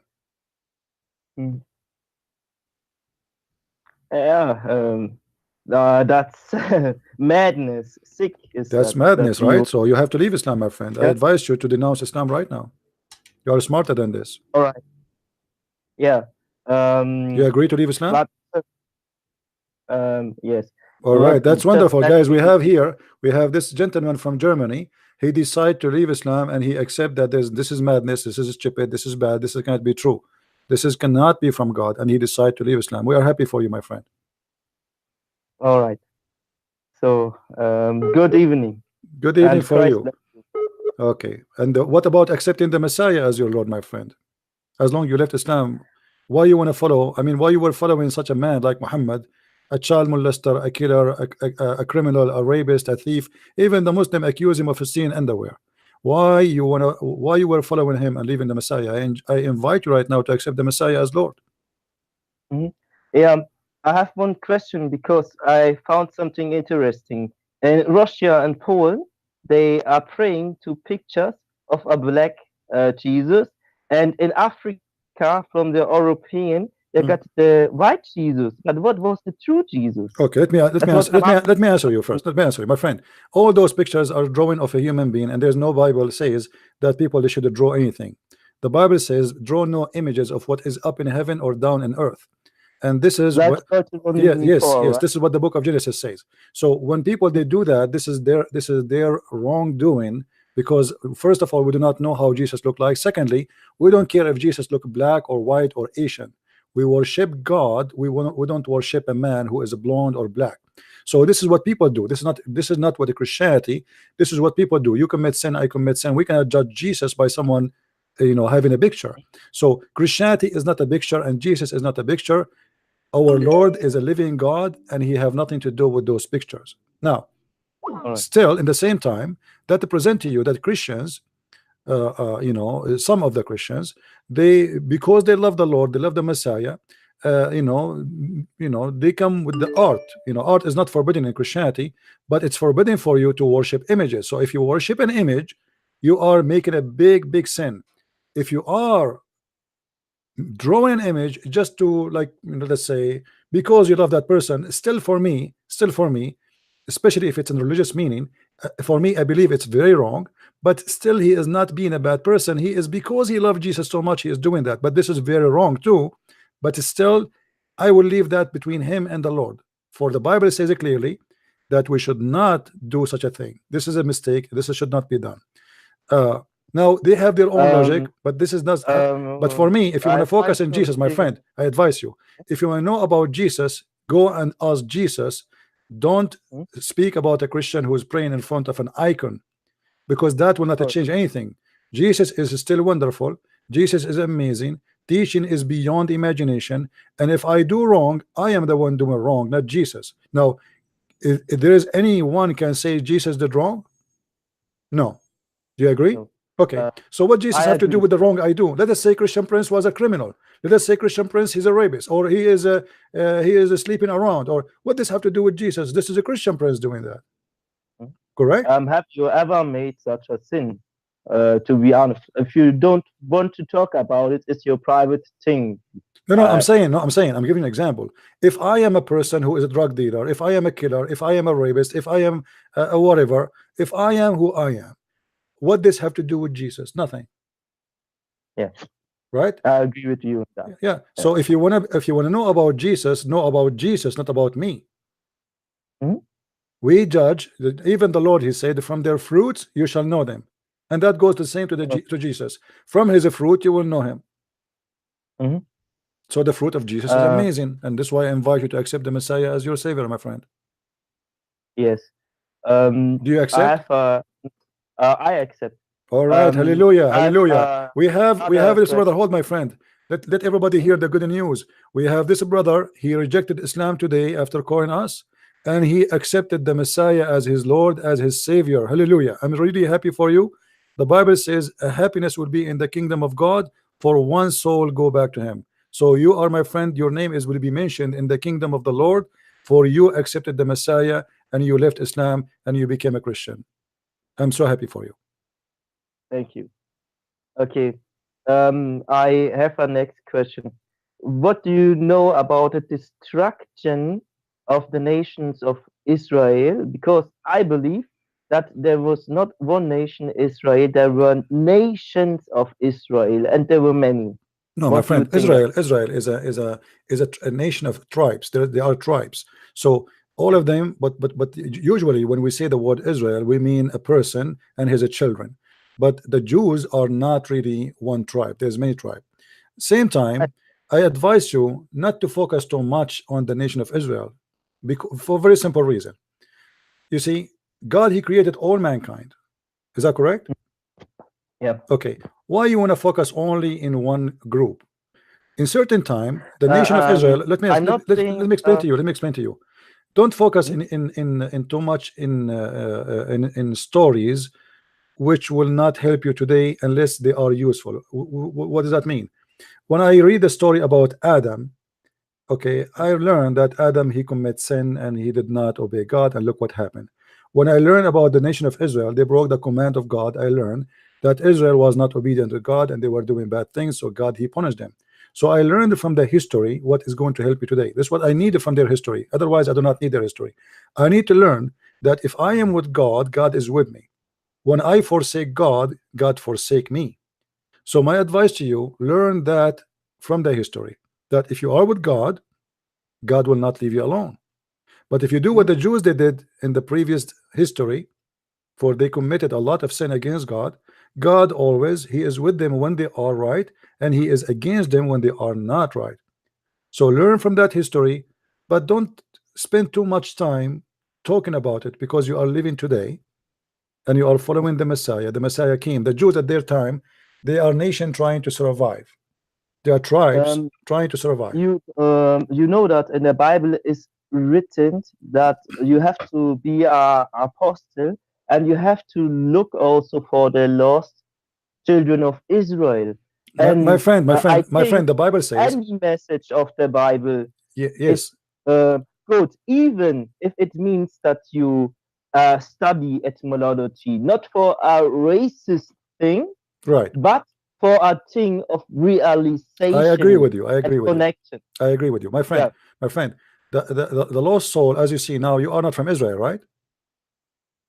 You are not from Israel. And I just said to you that happiness will be in the kingdom of God because you accept Christ, correct?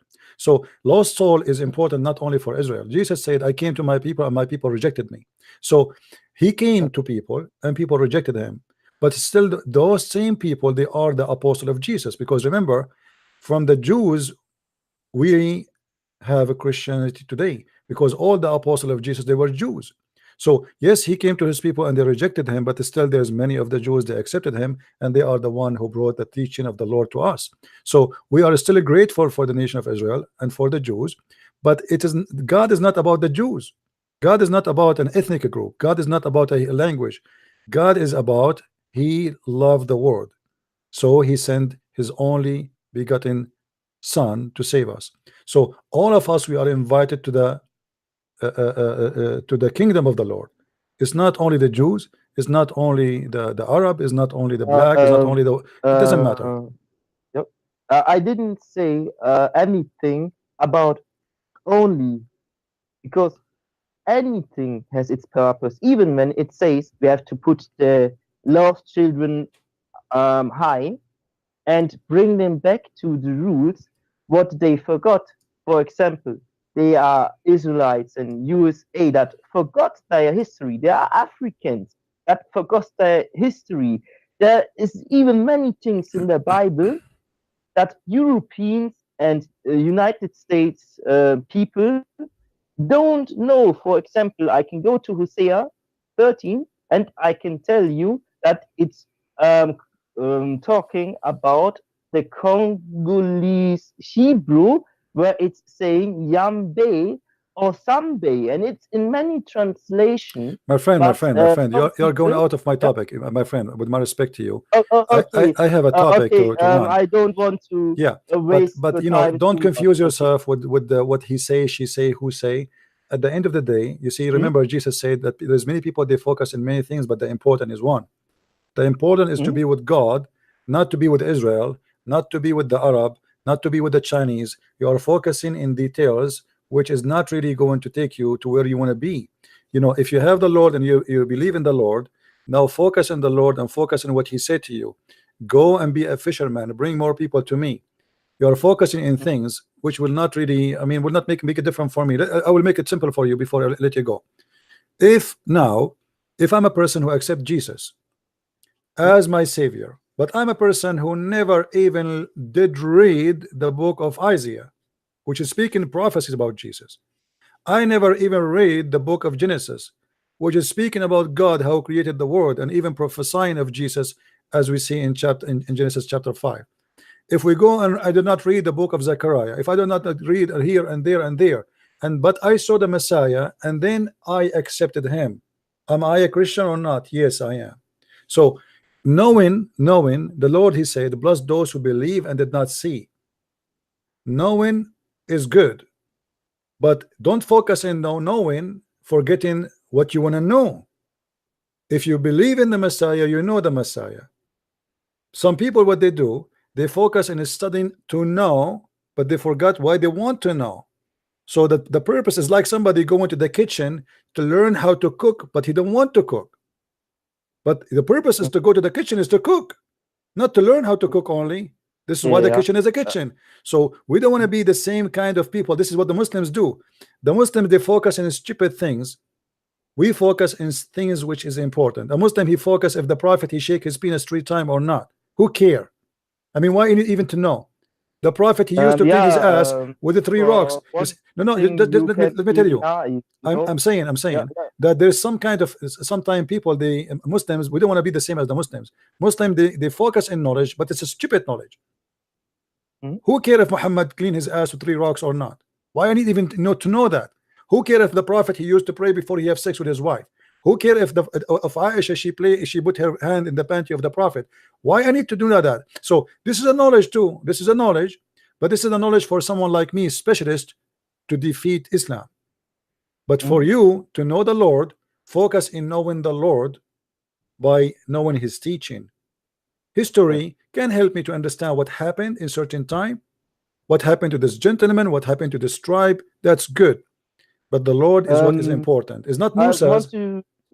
talk about something, because there was one guy, Ilya Nachan. He was a Christ, and he said for 2 days, I become a Muslim, and I don't believe these things. I think myself, what happened? Why he wants to use knowledge of Muslims and atheists to now attack the Bible? He defended, and for me, that is a reason why, because Muslims are very busy to defeat another scripture, but they on themselves can't defend their own if we know too much.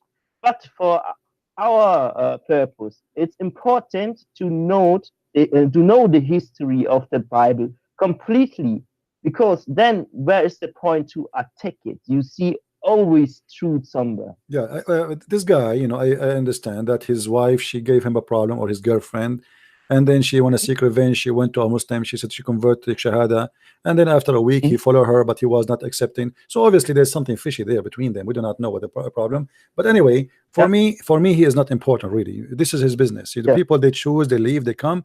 There's no loss for Christianity if somebody leave Christianity. If the whole world left Christianity, that will not affect Jesus. You see, in the time of Jesus, there was 12 apostles, correct? Okay, 12. Let's say, for example, hold on. 10, because hold on. No, don't say 10. Don't say 10. No, they are. Okay. Anyway, one of them, he betrayed Jesus. Is that correct? Yes. But is that it affect Jesus? No. Jesus is still Jesus. Who is he? So you can be the one who is called Judah, and there's many Judah around us who change their color, they change their religion, they change their names, they change who they are. This guy, he converted today, he will leave tomorrow. It's not important for me. I'm not going to waste my time with him. I fight for the truth, not for a person. I fight with knowledge, not for a person. So who leave, who come, he will go. You just accepted the Messiah. This is not an issue. If you accept him, you are the winner. If you don't accept him, you are the one who will be loser. Not me, not him, not the Messiah. So for us, we focus on what is important. That's what I want you to do. Don't let them waste your time. They are using him for their propaganda, but soon they will dump him. They will not even mention his name. This is what they do with the one who convert to Islam. First a few days they make you a superstar.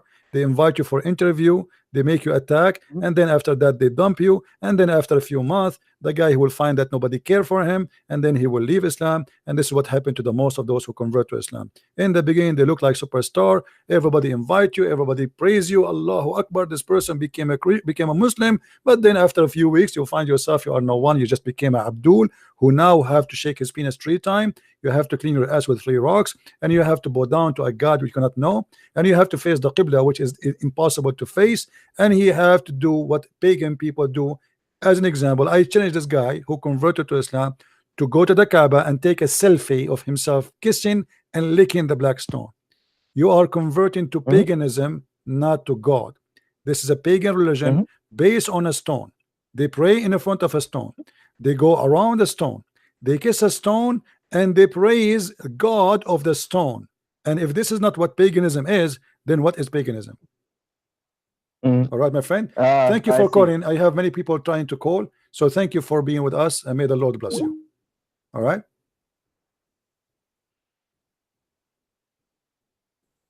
Do we have any Abdul? As you see, we defeat Islam every day, and nobody can debate us. For we have the truth in our side, and the truth will set you free. They said Al-Baghawi. This is Al-Baghawi. Al-Baghawi says that Muhammad, he bowed down to the 3 daughters of Allah. This is Al-Baghawi, which is Ibn Kathir is quoting.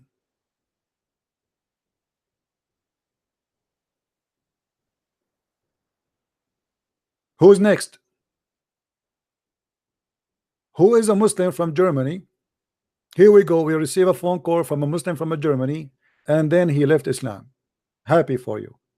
A call before him, he left Islam. Happy for you. So now today we have 2 in less than 3 hours. Who is going to be the third? Who is going to be the third Muslim who want to call me, and let us see if you can stand still and you don't leave Islam? Who want to do that?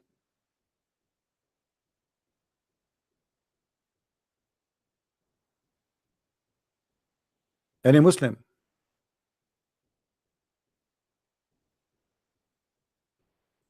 They try to make it as a comedy, like the guy who called me and he says, haha, okay, relax, relax, Christian Prince, relax. Yeah, relax. Why you're a prophet? He was bowing down, and the pagan, they bow down with him. Relax, relax, Christian Prince, relax. They try. This is why, when you speak to Muslims, you have to force them to answer. They will never answer. Show me where in the hadith it says that the prophet, he prayed in the front of idols. Show me.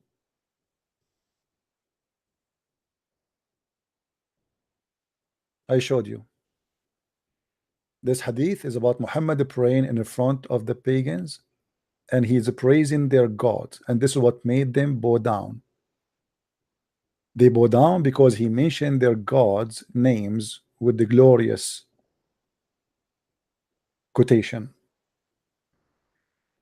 They bow down because he mentioned the gods, the three daughters of Allah, the flying carpet of Allah.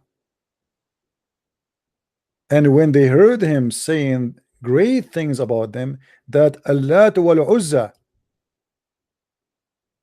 their intercession is indeed a must, as you see it. The prophet being aware of the following words, those who they are high flying crans, al-Quraysh were thereby delighted. They were delighted. Delighted by what? Delighted by saying that al-Gharaniq, the three daughters of Allah, indeed their intercession is hoped for. Muhammad is asking the three daughters of Allah to intercede to forgive sin. That's mean Muhammad, he believed in the three daughters of Allah. Let me call one more time brother Amir. We have to drop him. Amir, are you there? Are you still there?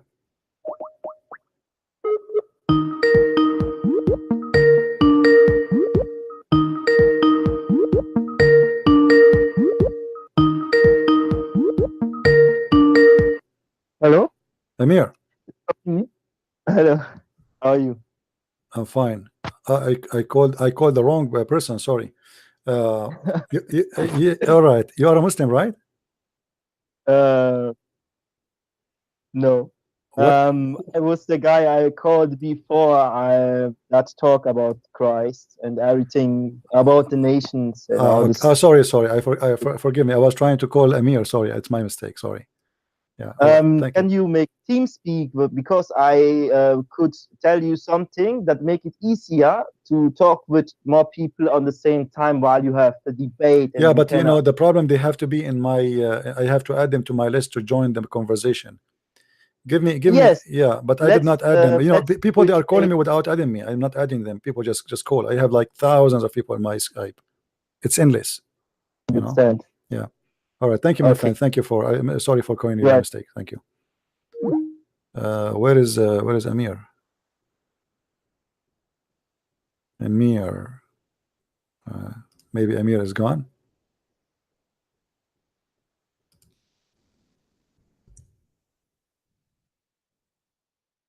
All right.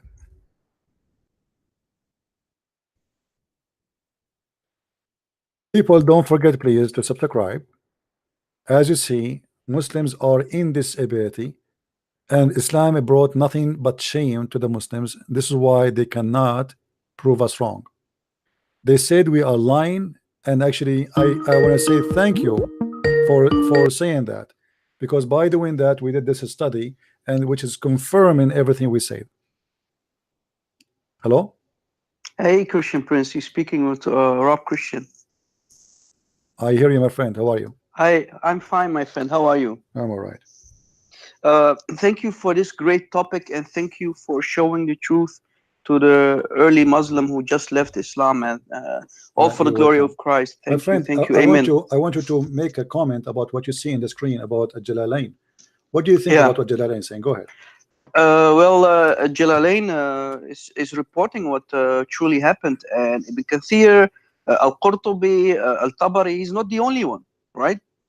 And you know, me and you, we know, we both can read Arabic. It's the right translation. So Muslims cannot deny it. You know, if you're going to deny it, then collect all these books and call. And if you're a man enough, come on TV and say Al-Tabari is a scumbag.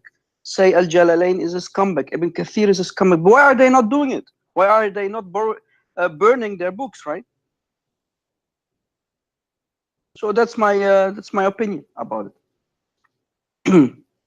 Can you still hear me, my friend? I can't hear you anymore. Hello?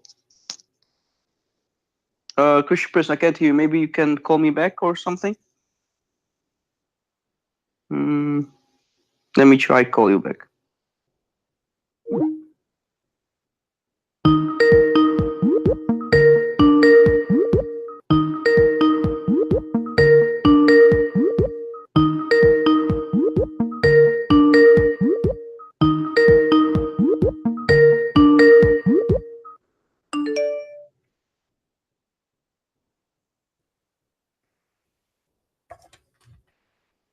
All right, look like, sorry guys, I had to go.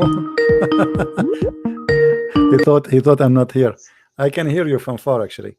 Hello? Hey, Christian Prince, Rob Christian again. Yeah, it's all right. Somehow I lost you. No, I was hearing you, but I was away. I was getting some water. Oh, okay. Yeah, sorry. So did you hear what I said about? You asked for my opinion. Yeah, I heard you. Yeah. So they should you know, or burn all these books of the tafsir. They wish, because they wish.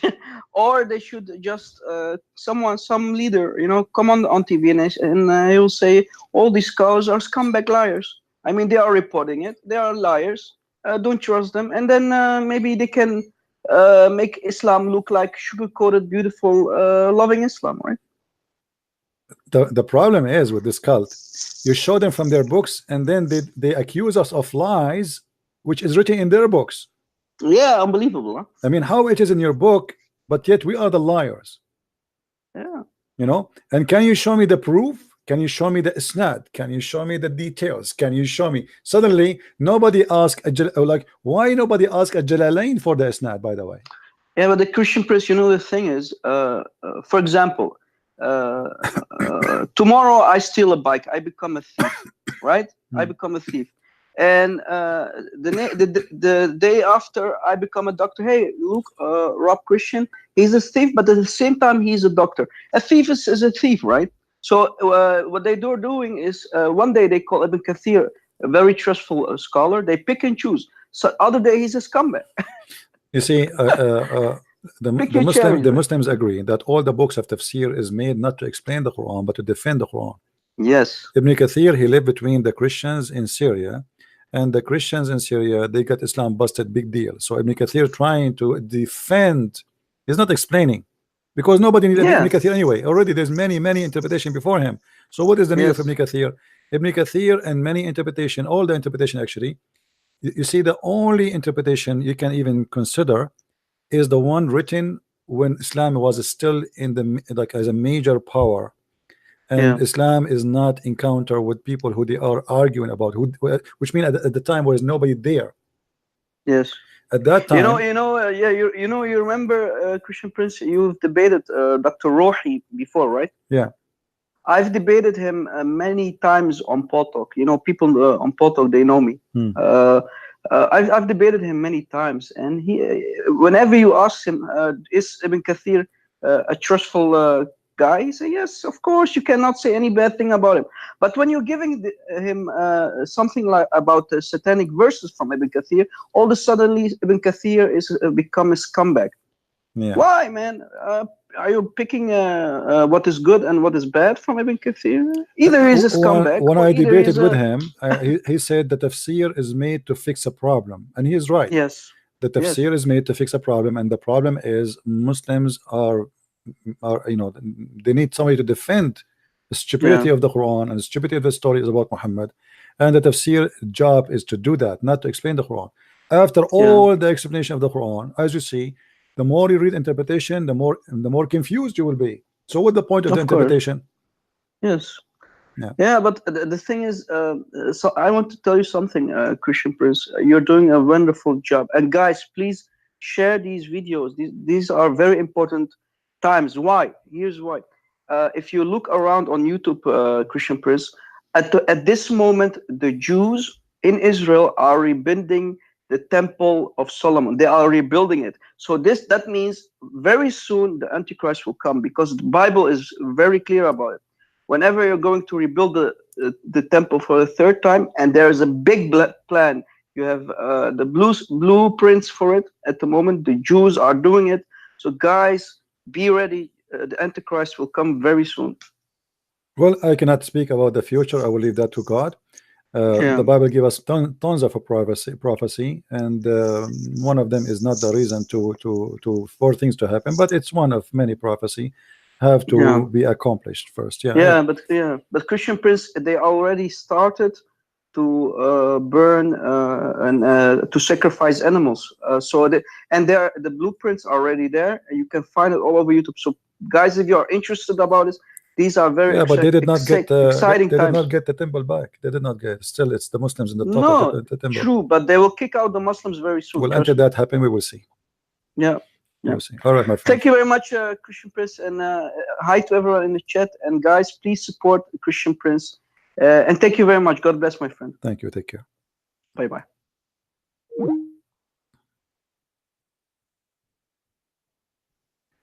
All right.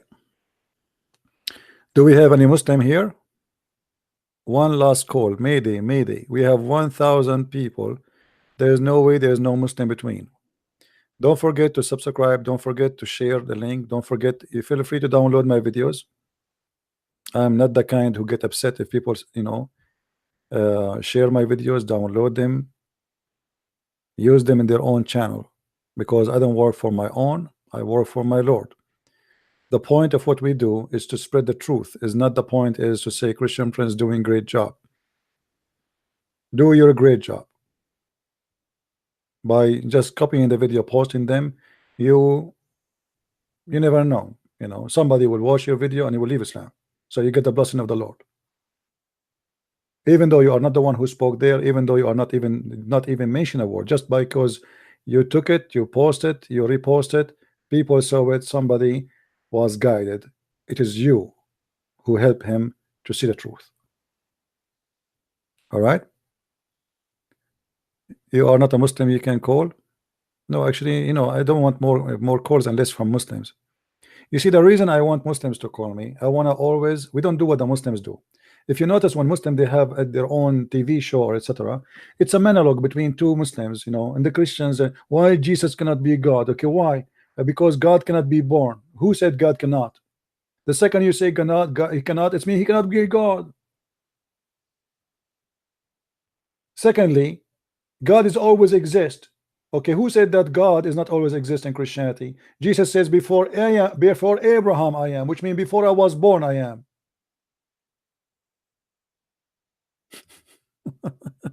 Correct? The birth of Jesus is not his existence.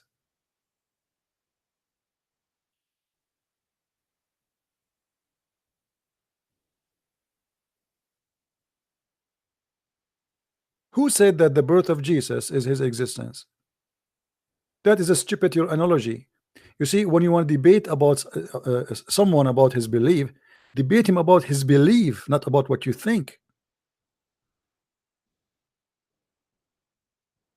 When I say to the Muslim, why your prophet, you say to me your prophet is not a pagan, but he kisses a black stone, and you are not able to answer. This is not my problem, this is your problem.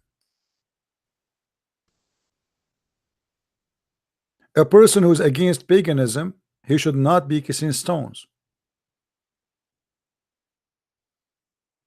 A person who is against paganism, he should not accept that there is such a religion where we pray around a stone, we believe that a stone can suck our sin, by touching a stone our sin is erased. This is obviously, it is a pure satanic paganism religion. They speak too much about fighting paganism, but the fact everything they do is paganism.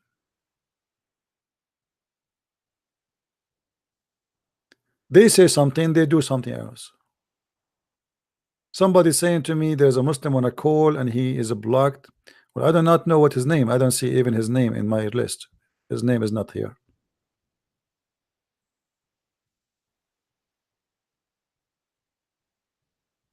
I don't see such a name.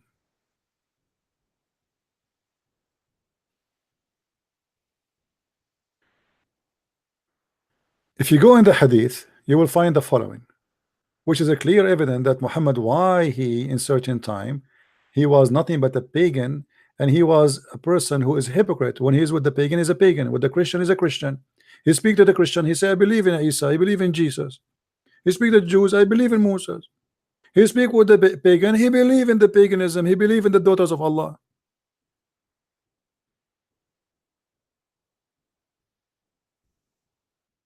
In the hadith it says the following.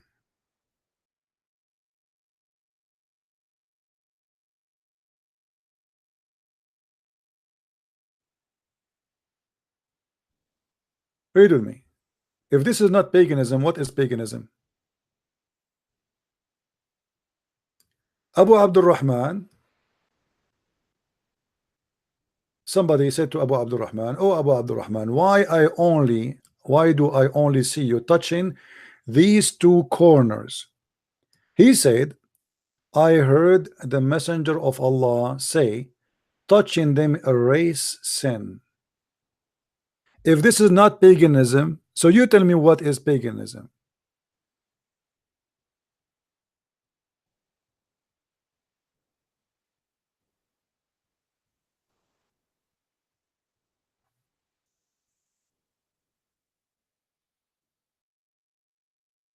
The guy who said to me, unblock this guy, unblock that. I just answer you. I cannot find him. Stop texting me, or I will block you. I don't have such a name in the blocking list.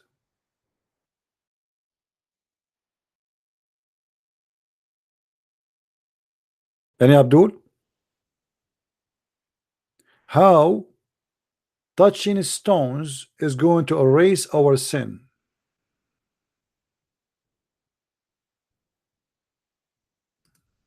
Any Muslim have an idea?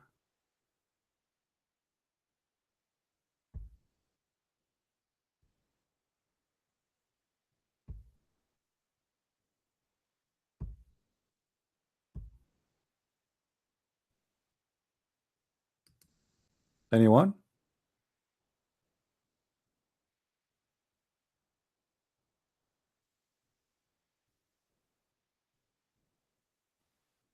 Isn't it this is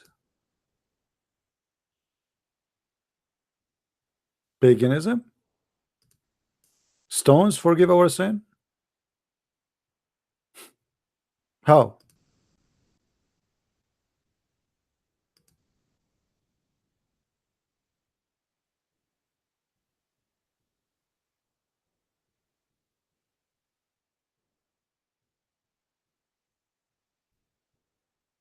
Who is a Muslim from Germany when I call us today? I devoted my time today for the Muslims from Germany, but look like there's no potato left in Germany. Unblock gamer 2331. Let us see if we have such a name. Unblock gamer. He's a gamer. Does that mean he's a kid? Guys, don't call me if you are not a Muslim. Only Muslims, please. Only Muslims. How many times I need to repeat? Only Muslims. Please.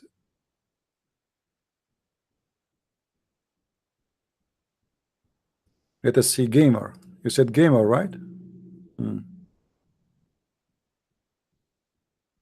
Gamer. There's no gamer. Your gamer is a liar. Those all the names start with the letter G. Do you see it? There's no gamer. Your gamer, is a potato. He's a liar. And there is no such a name, Sinela, T1, whatever. I can show you the list. So what parts does Christianity make sense? Hey, Muhammad, why you don't call me? Let's talk about that. What makes sense in Christianity? That's a good question. It makes sense that if you believe in God, God will give you 80,000 little boys. It makes sense that your God will make your penis English. It makes sense that in heaven you go and you find a bazaar full of images of men and women, and whatever image you like to have sex with, you jump inside it. It makes sense. Suddenly, a Muslim is speaking about what makes sense and what does not make sense. It makes sense. The Quran says that women have a sperm coming from their ribs. That makes sense. Can you tell us why it makes sense to you that Mary, she is a virgin? How come the Muslim don't laugh at that? Just because Muhammad he says so, they accept it. Trust me, if Muhammad did not mention that in the Quran, the Muslim will be laughing at you. Ha ha ha! It's stupid Christian. Ha ha ha! Mary, she gave birth to Jesus and she was a virgin. Ha ha ha! But just because Muhammad he says so, suddenly it makes sense. Four corners of the earth, it makes sense. Until now, this is a phrase is used. This is a figure of speech. Four corners of the earth, but the Bible says it clearly that the earth have a shape of a sphere, shape of a globe. But your Quran is the one who teach you that you have a flat earth. Call me, silence me right now. Let us speak about that. Four corners of the earth versus the flat earth in the Quran. Where in the Quran it says the earth is a flat? All verses in the Quran confirm that the earth is a flat. Not a single verse in the Bible speak about the earth is a flat. What do you say?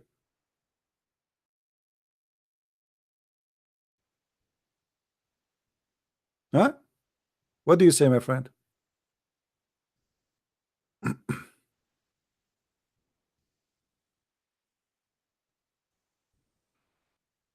Not only the Bible speak about the look of the earth, even he said that it's hanged on nothing. If you go to the book of Job, chapter 26, you will see something you Muslims, you spend millions of years to figure it out. Actually, you're a Muslim, you will never figure it out.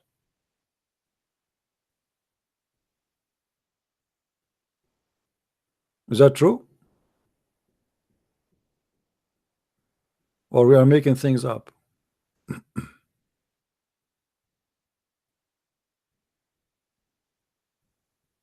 Job 26. But Job answered and said, How hast thou helped him that is without power? How savest thou the arm that hath no strength? How hast thou counseled him that hath no wisdom? And how hast thou plentifully declared the thing as it is? To whom hast thou uttered words, and whose spirit came from thee? Dead things are formed from under the waters, and the inhabitants thereof. Hell is naked before him, and destruction hath no covering. He stretcheth out the north over the empty place, and hangeth the earth upon nothing. He bindeth up the waters in his thick clouds, and the cloud is not rent under them. He holdeth back the face of his throne, All right. and spreadeth his cloud upon it. How the Quran? He hath compassed the waters with... Hold on. How the Quran speak about the earth? Is the earth is hanged on something? Yes. The Quran says that the earth is hanged on columns which you can see. Is that true? Is that true, my friend?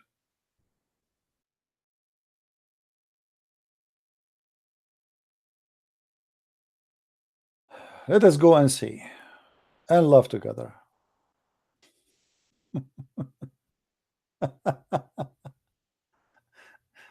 Sometime. All right. Why you don't call us? Call us. Chapter 13, verse number 12. Allah is the one who raised the heavens without any pillars that you can see. That means there's pillars, but we cannot see. Is that true?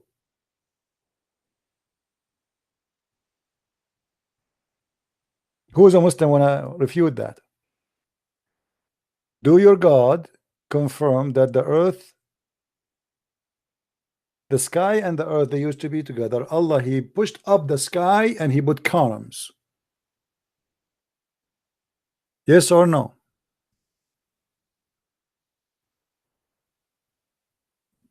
Yes or no?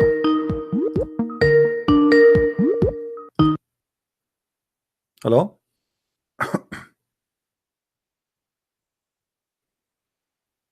Hello?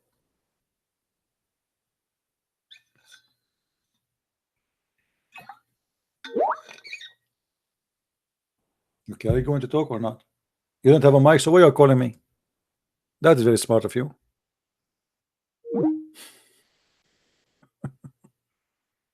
This guy, he want to debate, he don't have a mic. I mean, look at the Muslims. He called me. Hello, I don't have a mic. I want to debate.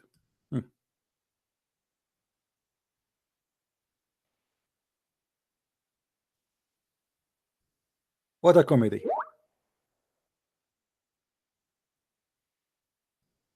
Don't text me. Don't text me. I have no time for kids. You are calling me, but you don't have a mic. Hello?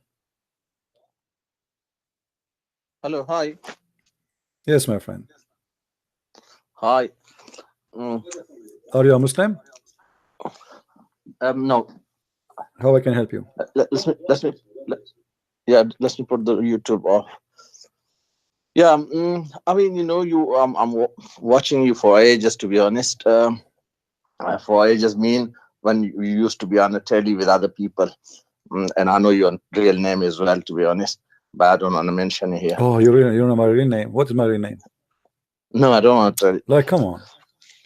Osama Dakduk. My name is Osama Dakduk. Wow, Osama Dakduk. I am Osama Dakduk. Okay. And? Okay. So yeah, how you know that's nice how you know this is my name? How you know? I know that, sir. Please. How you know that? I've been watching you for maybe 5 years now. Okay, my friend. Okay. I have no time for kids. Osama Dakduk is a different person. I don't like stupid talk. You can go watch his video. Osama Dakduk is a Christian minister. He have a church. I am not a priest. Who is a Muslim when I call me?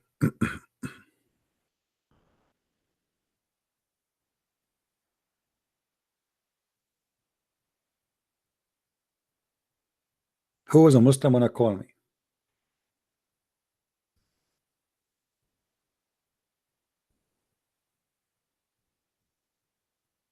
Anyone?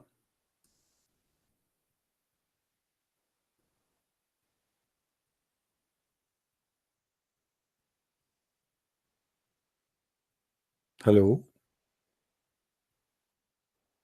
Okay, listen, Abdul. The one you are saying why you don't want me to call you, give me your Skype. I will add you and I will call you from here. Just to show you that you are no one. Give me your Skype name. I will add you and I will call you.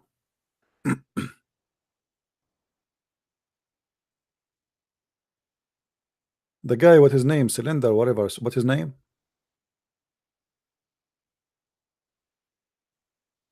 Clean Linen. What is your Skype? Give me your Skype. I will call you. Let us see how brave you are. You keep saying I want to call you, I want to call you. Here we go. Let us see. Give me your Skype. I will call you. Now he play dead.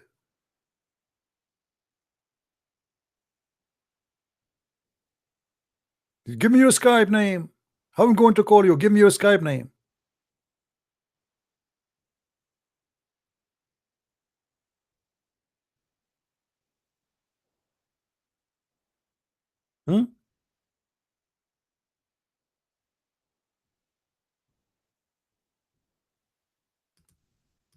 Give me. And Muhammad Ahmad, if you are a man, call me so we can laugh.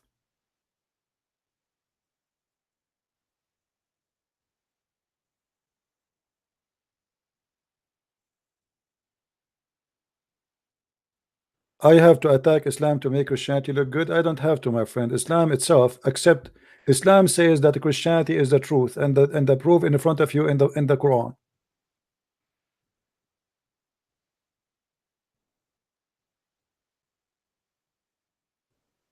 So why do you want to give your Skype? How am I going to call you if you don't give me your Skype name, Potato? So you were begging us all this time, you want to call me, and then you don't want to give me your Skype. Interesting. His Skype name is Fadi. What kind of a Skype name is that? Fadi? Let us see if Fadi exists. Fadi.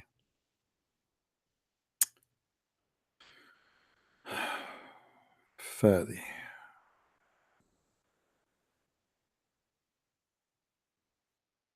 Fadi 123. Is that you? Okay, if this is you, call me. There was a name, Fadi 123.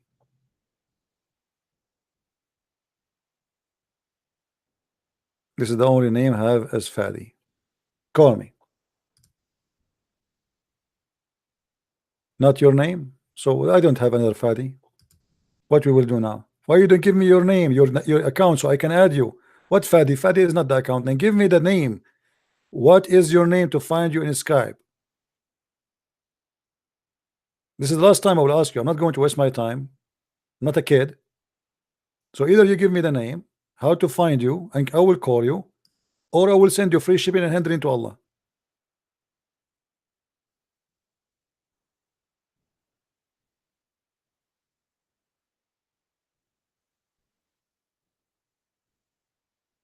Where is the guy, Muhammad Ahmad? Why he don't call?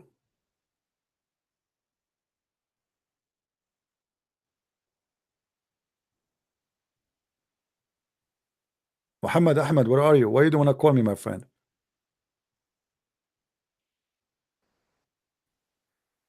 My name is Life X-Ride. Life X-Ride. Let's see.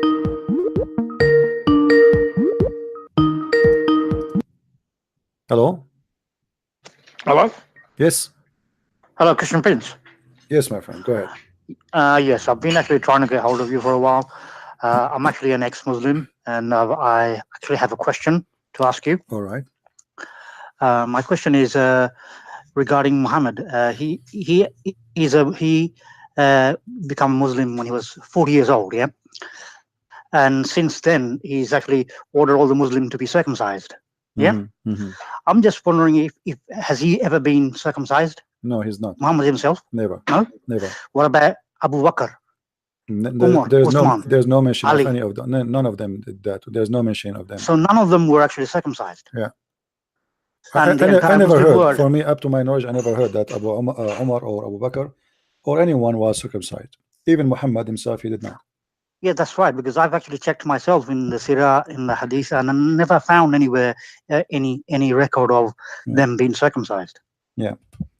So you haven't heard of this either? No, I never encountered. You know, the Quran says, "Inni mutahhiruka." So the Muslim, they claim that Allah, because he told him that Allah, he will make him pure, so he do not need to do. That's what the Quranists believe. The people who rejects the Hadith and they believe the Quran. Yeah. Yeah. They believe the circumcision is prohibited. No, the Quran never say the Quran. No, what the Quran saying. The Quran says that because Allah he made because he made him. Allah, he said that he will make him pure, but this is a false excuse, because chapter 3 verse number 55 it says that Isa, Allah, he used the word mutahhiruka, okay, and which mean I will circumcise you, you know. إذ قال الله يا عيسى إني متوفيك ورافعك إلي ومطهرك. Mutahhiruka is mean I'm going to purify you. Purification for the Jews is to do circumcision. So here either the Muslim, they say that Isa was not clean and Allah will purify him, after he die, or Allah is going to do a circumcision for him in heaven, which is going to be very funny. Same time, we know that the Bible speaks that Isa, or Jesus, he did circumcision when he was in young age. Yeah, that's according to the Jewish tradition. Yeah. Yeah. Okay. Yeah. Well, that's understandable. But what I don't understand is Muhammad himself not being circumcised, and his same time. What Muhammad had to do circumcision? That doesn't make sense. But why he is doing even circumcision? If we ask a Muslim, where do you get circumcision from? They have no idea. I believe it's from the Jewish tradition. I know, but you see, Muhammad is a. You see, there is a hadith where Muhammad he copy from the Jews always. If we go in the hadith, let me see if I can find it.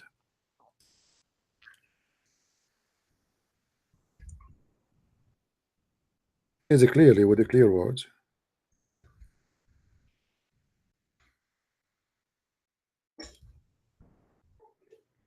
Here we go. Okay. This is Sahih al-Bukhari.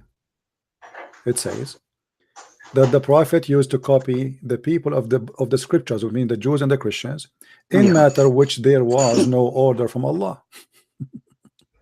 All right. What is more, we need a proof, and this is Sahih Bukhari. They cannot say this is a lie. They cannot say it's a fiction. They can't say it's a fabrication. He copied. Why he copied from them? What is his God? Where the God of Muhammad don't send him scriptures, which is, I mean, he needed. Obviously, he needed. Where is Jibreel? How come Jibreel exist when Muhammad he want to have sex with women? When he want women to give him their private part, but Jibreel disappear when Muhammad he need something to fix a matter which is not exist in his book. So why he go to the book of the scriptures? And why you copy from the scriptures of Jews who it's corrupt, or Christians? Because when you copy, it's mean you accept it. Okay. All right. Okay, thank you, Christian Prince. It was nice to talk to you. You're welcome, my friend. Take care. All right, thank you. Bye. I forgot to ask him like how he left Islam. I forgot really. If you like to tell us more about why you left Islam, feel free. I mean, do you want more clear evidence that Muhammad is a thief? Where is his God? The book of the Christian is corrupt. The book of the Jews is corrupt, and the Prophet of Islam is copying from the corrupt.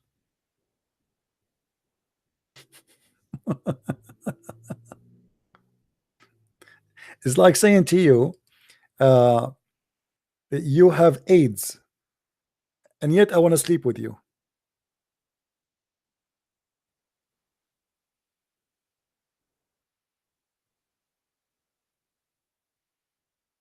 Who is this stupid here?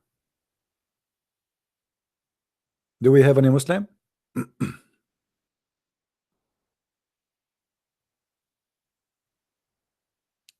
Do we have any Muslim?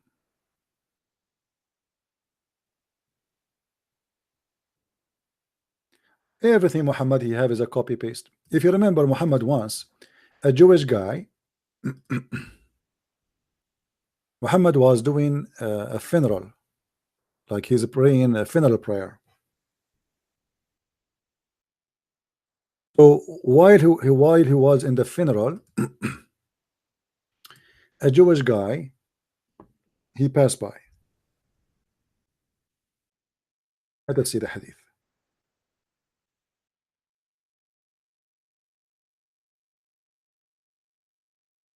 Which will show you right away that Muhammad is nothing but a scam. The Messenger of Allah used to stand up for a funeral. He used what? To stand up, used. Focus with the word used. Used to stand up for a funeral until the corpse was placed in the grave. A learned Jew, which means a rabbi, once passed by him and said, "This is how we do it." What he said? "This is how we do it." What the Prophet said? "Sit down, sit down, sit down, sit down, sit down, sit down, sit down, immediately sit down. Act differently, act differently. Sit down, sit down, sit down, sit down, act differently." act differently. Sit down, sit down, sit down, sit down.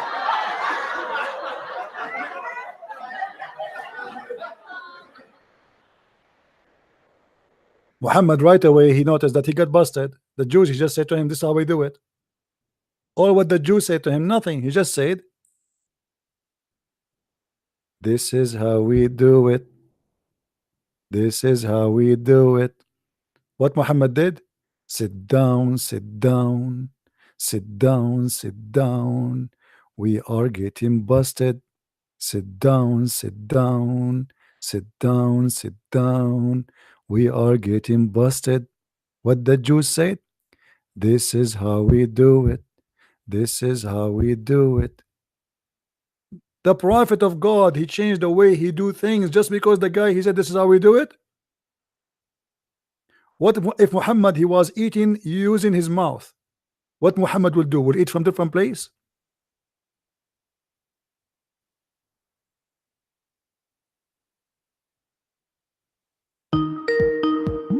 This is how we do it. Hello?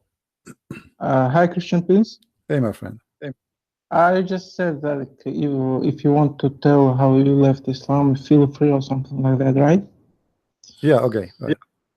I know I left because that things about like predestination, because in Islam, like, oh yeah, sorry, in Quran, it says like, if Allah wants, everyone in the world will believe, but Allah Right. don't want or something like, don't feel sad. Yeah. Because so I thought that's very stupid, because if you predestinate, like you created like destination, then what's the point of hell?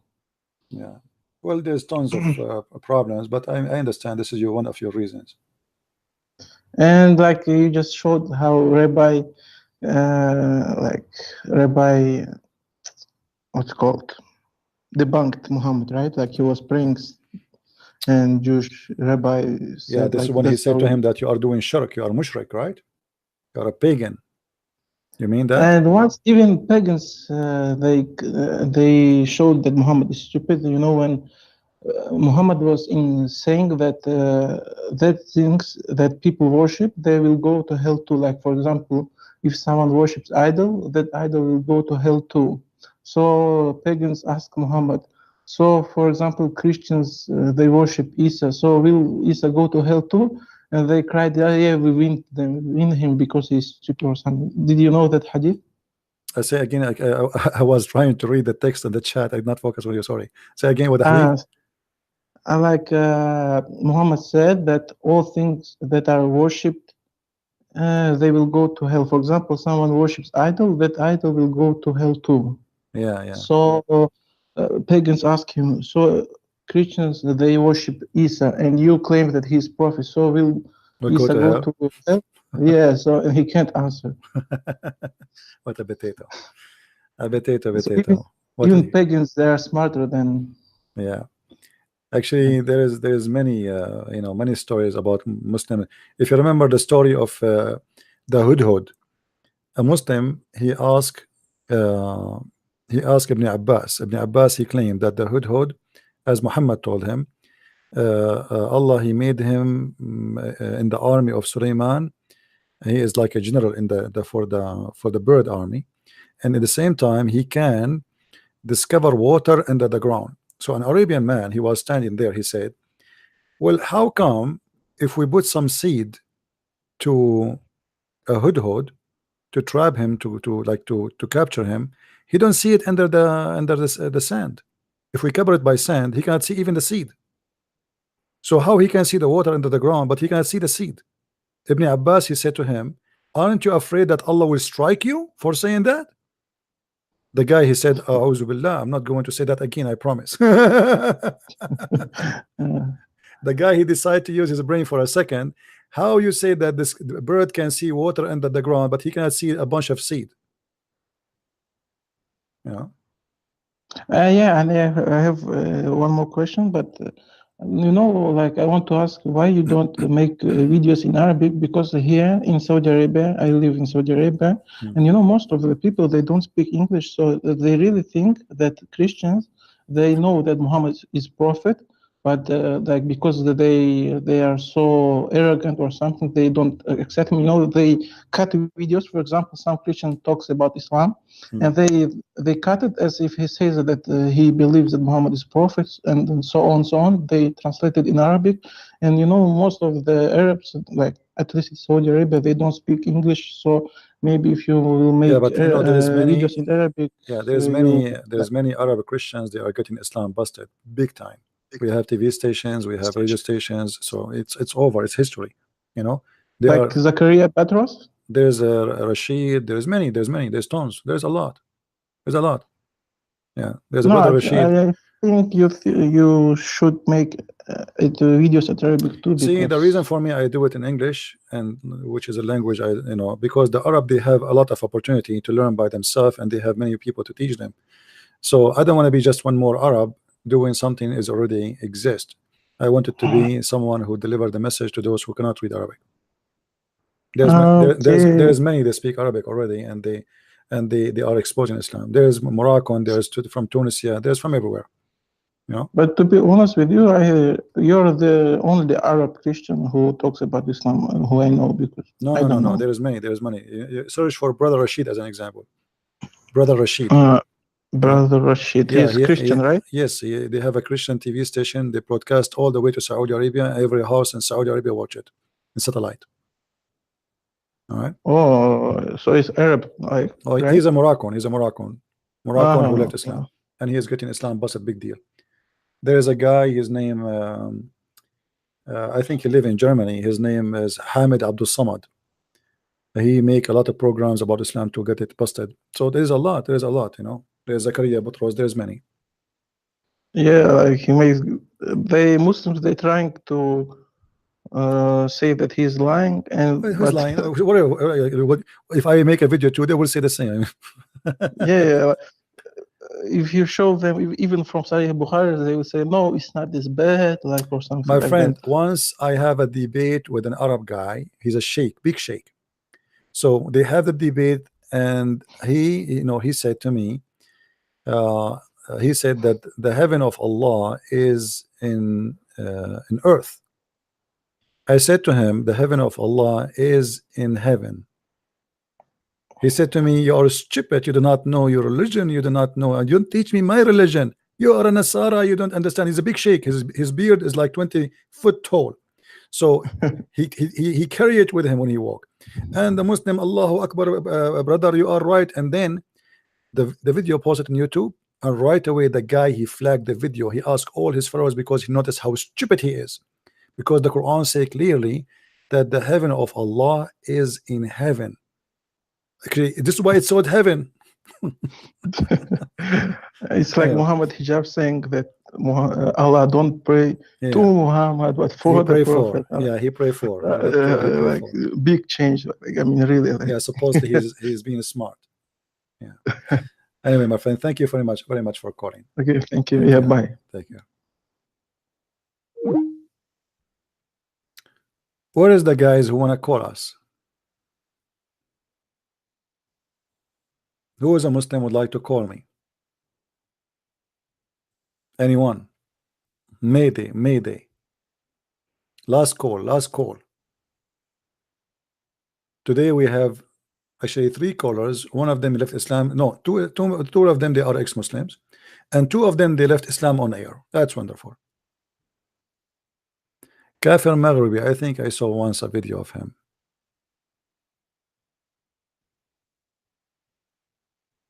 X-ray dead. Let me see this.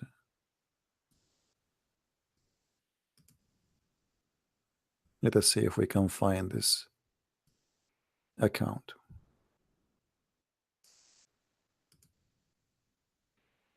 X is going to be at the end. There's no X. You see, this is the name of, you see, they lie. I mean, what I can do. This is the only name start with X is in the blacklist. what I can do. XYZ, XYZ. And usually I block people only if they are trashy. I don't block them for they are debating me.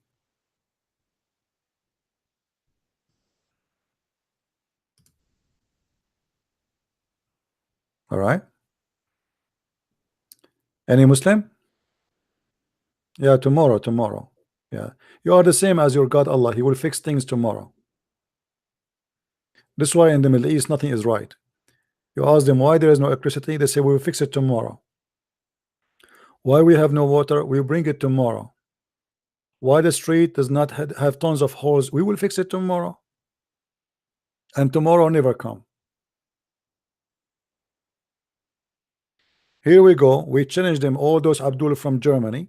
Not even one, we have only one person from Germany. He's a Muslim, he left Islam. One caller.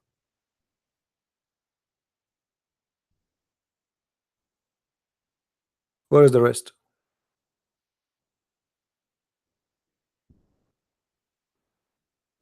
Tomorrow. Anyway, guys, I want to say thank you for being here. Don't forget, please, to subscribe. Tomorrow we will be live on air again. And Enter, we'll see you soon again. I say that we always victorious because we are not teaching lies. Muslims, they try to defend by lying. And that is a clear evidence that Islam is a false religion. Ask yourself why Muslims they lie if Islam is a true religion. People who follow the truth should stick with the truth. When the Muslims accuse Ibn Kathir to be a liar, they're accusing Ibn Kathir to be a liar. That means Ibn Kathir is a liar. When at Jalalain he said the Prophet he bowed down, then and they accuse Ibn Kathir at Jalalain to be a liar, that means you Muslims are liars. If this is your best of you, the scholars saying that, what about the non-scholars? They are in a chaos and they cannot explain what's happening. So they start accusing their scholars that they are just a human. They make mistakes. Yeah. A Christian prince, you cannot make mistake. A Christian prince, if he make mistake, the Muslim will torture him. But the scholars of Islam, they make mistakes. And mistakes about what? About God, about their prophet. All of them, they make mistakes. Not a single scholar for the Muslim is a scholar no more, because they are human. Any human make mistakes. As if their prophet is not a human. Do the prophet make mistakes? No way. But I thought he's a human. Even the Quran says Muhammad is a big time sinner. Thank you very much, guys, for being here. And I will see you soon again, maybe tomorrow. Christ is Lord, Islam is false. And see you soon. Bye-bye.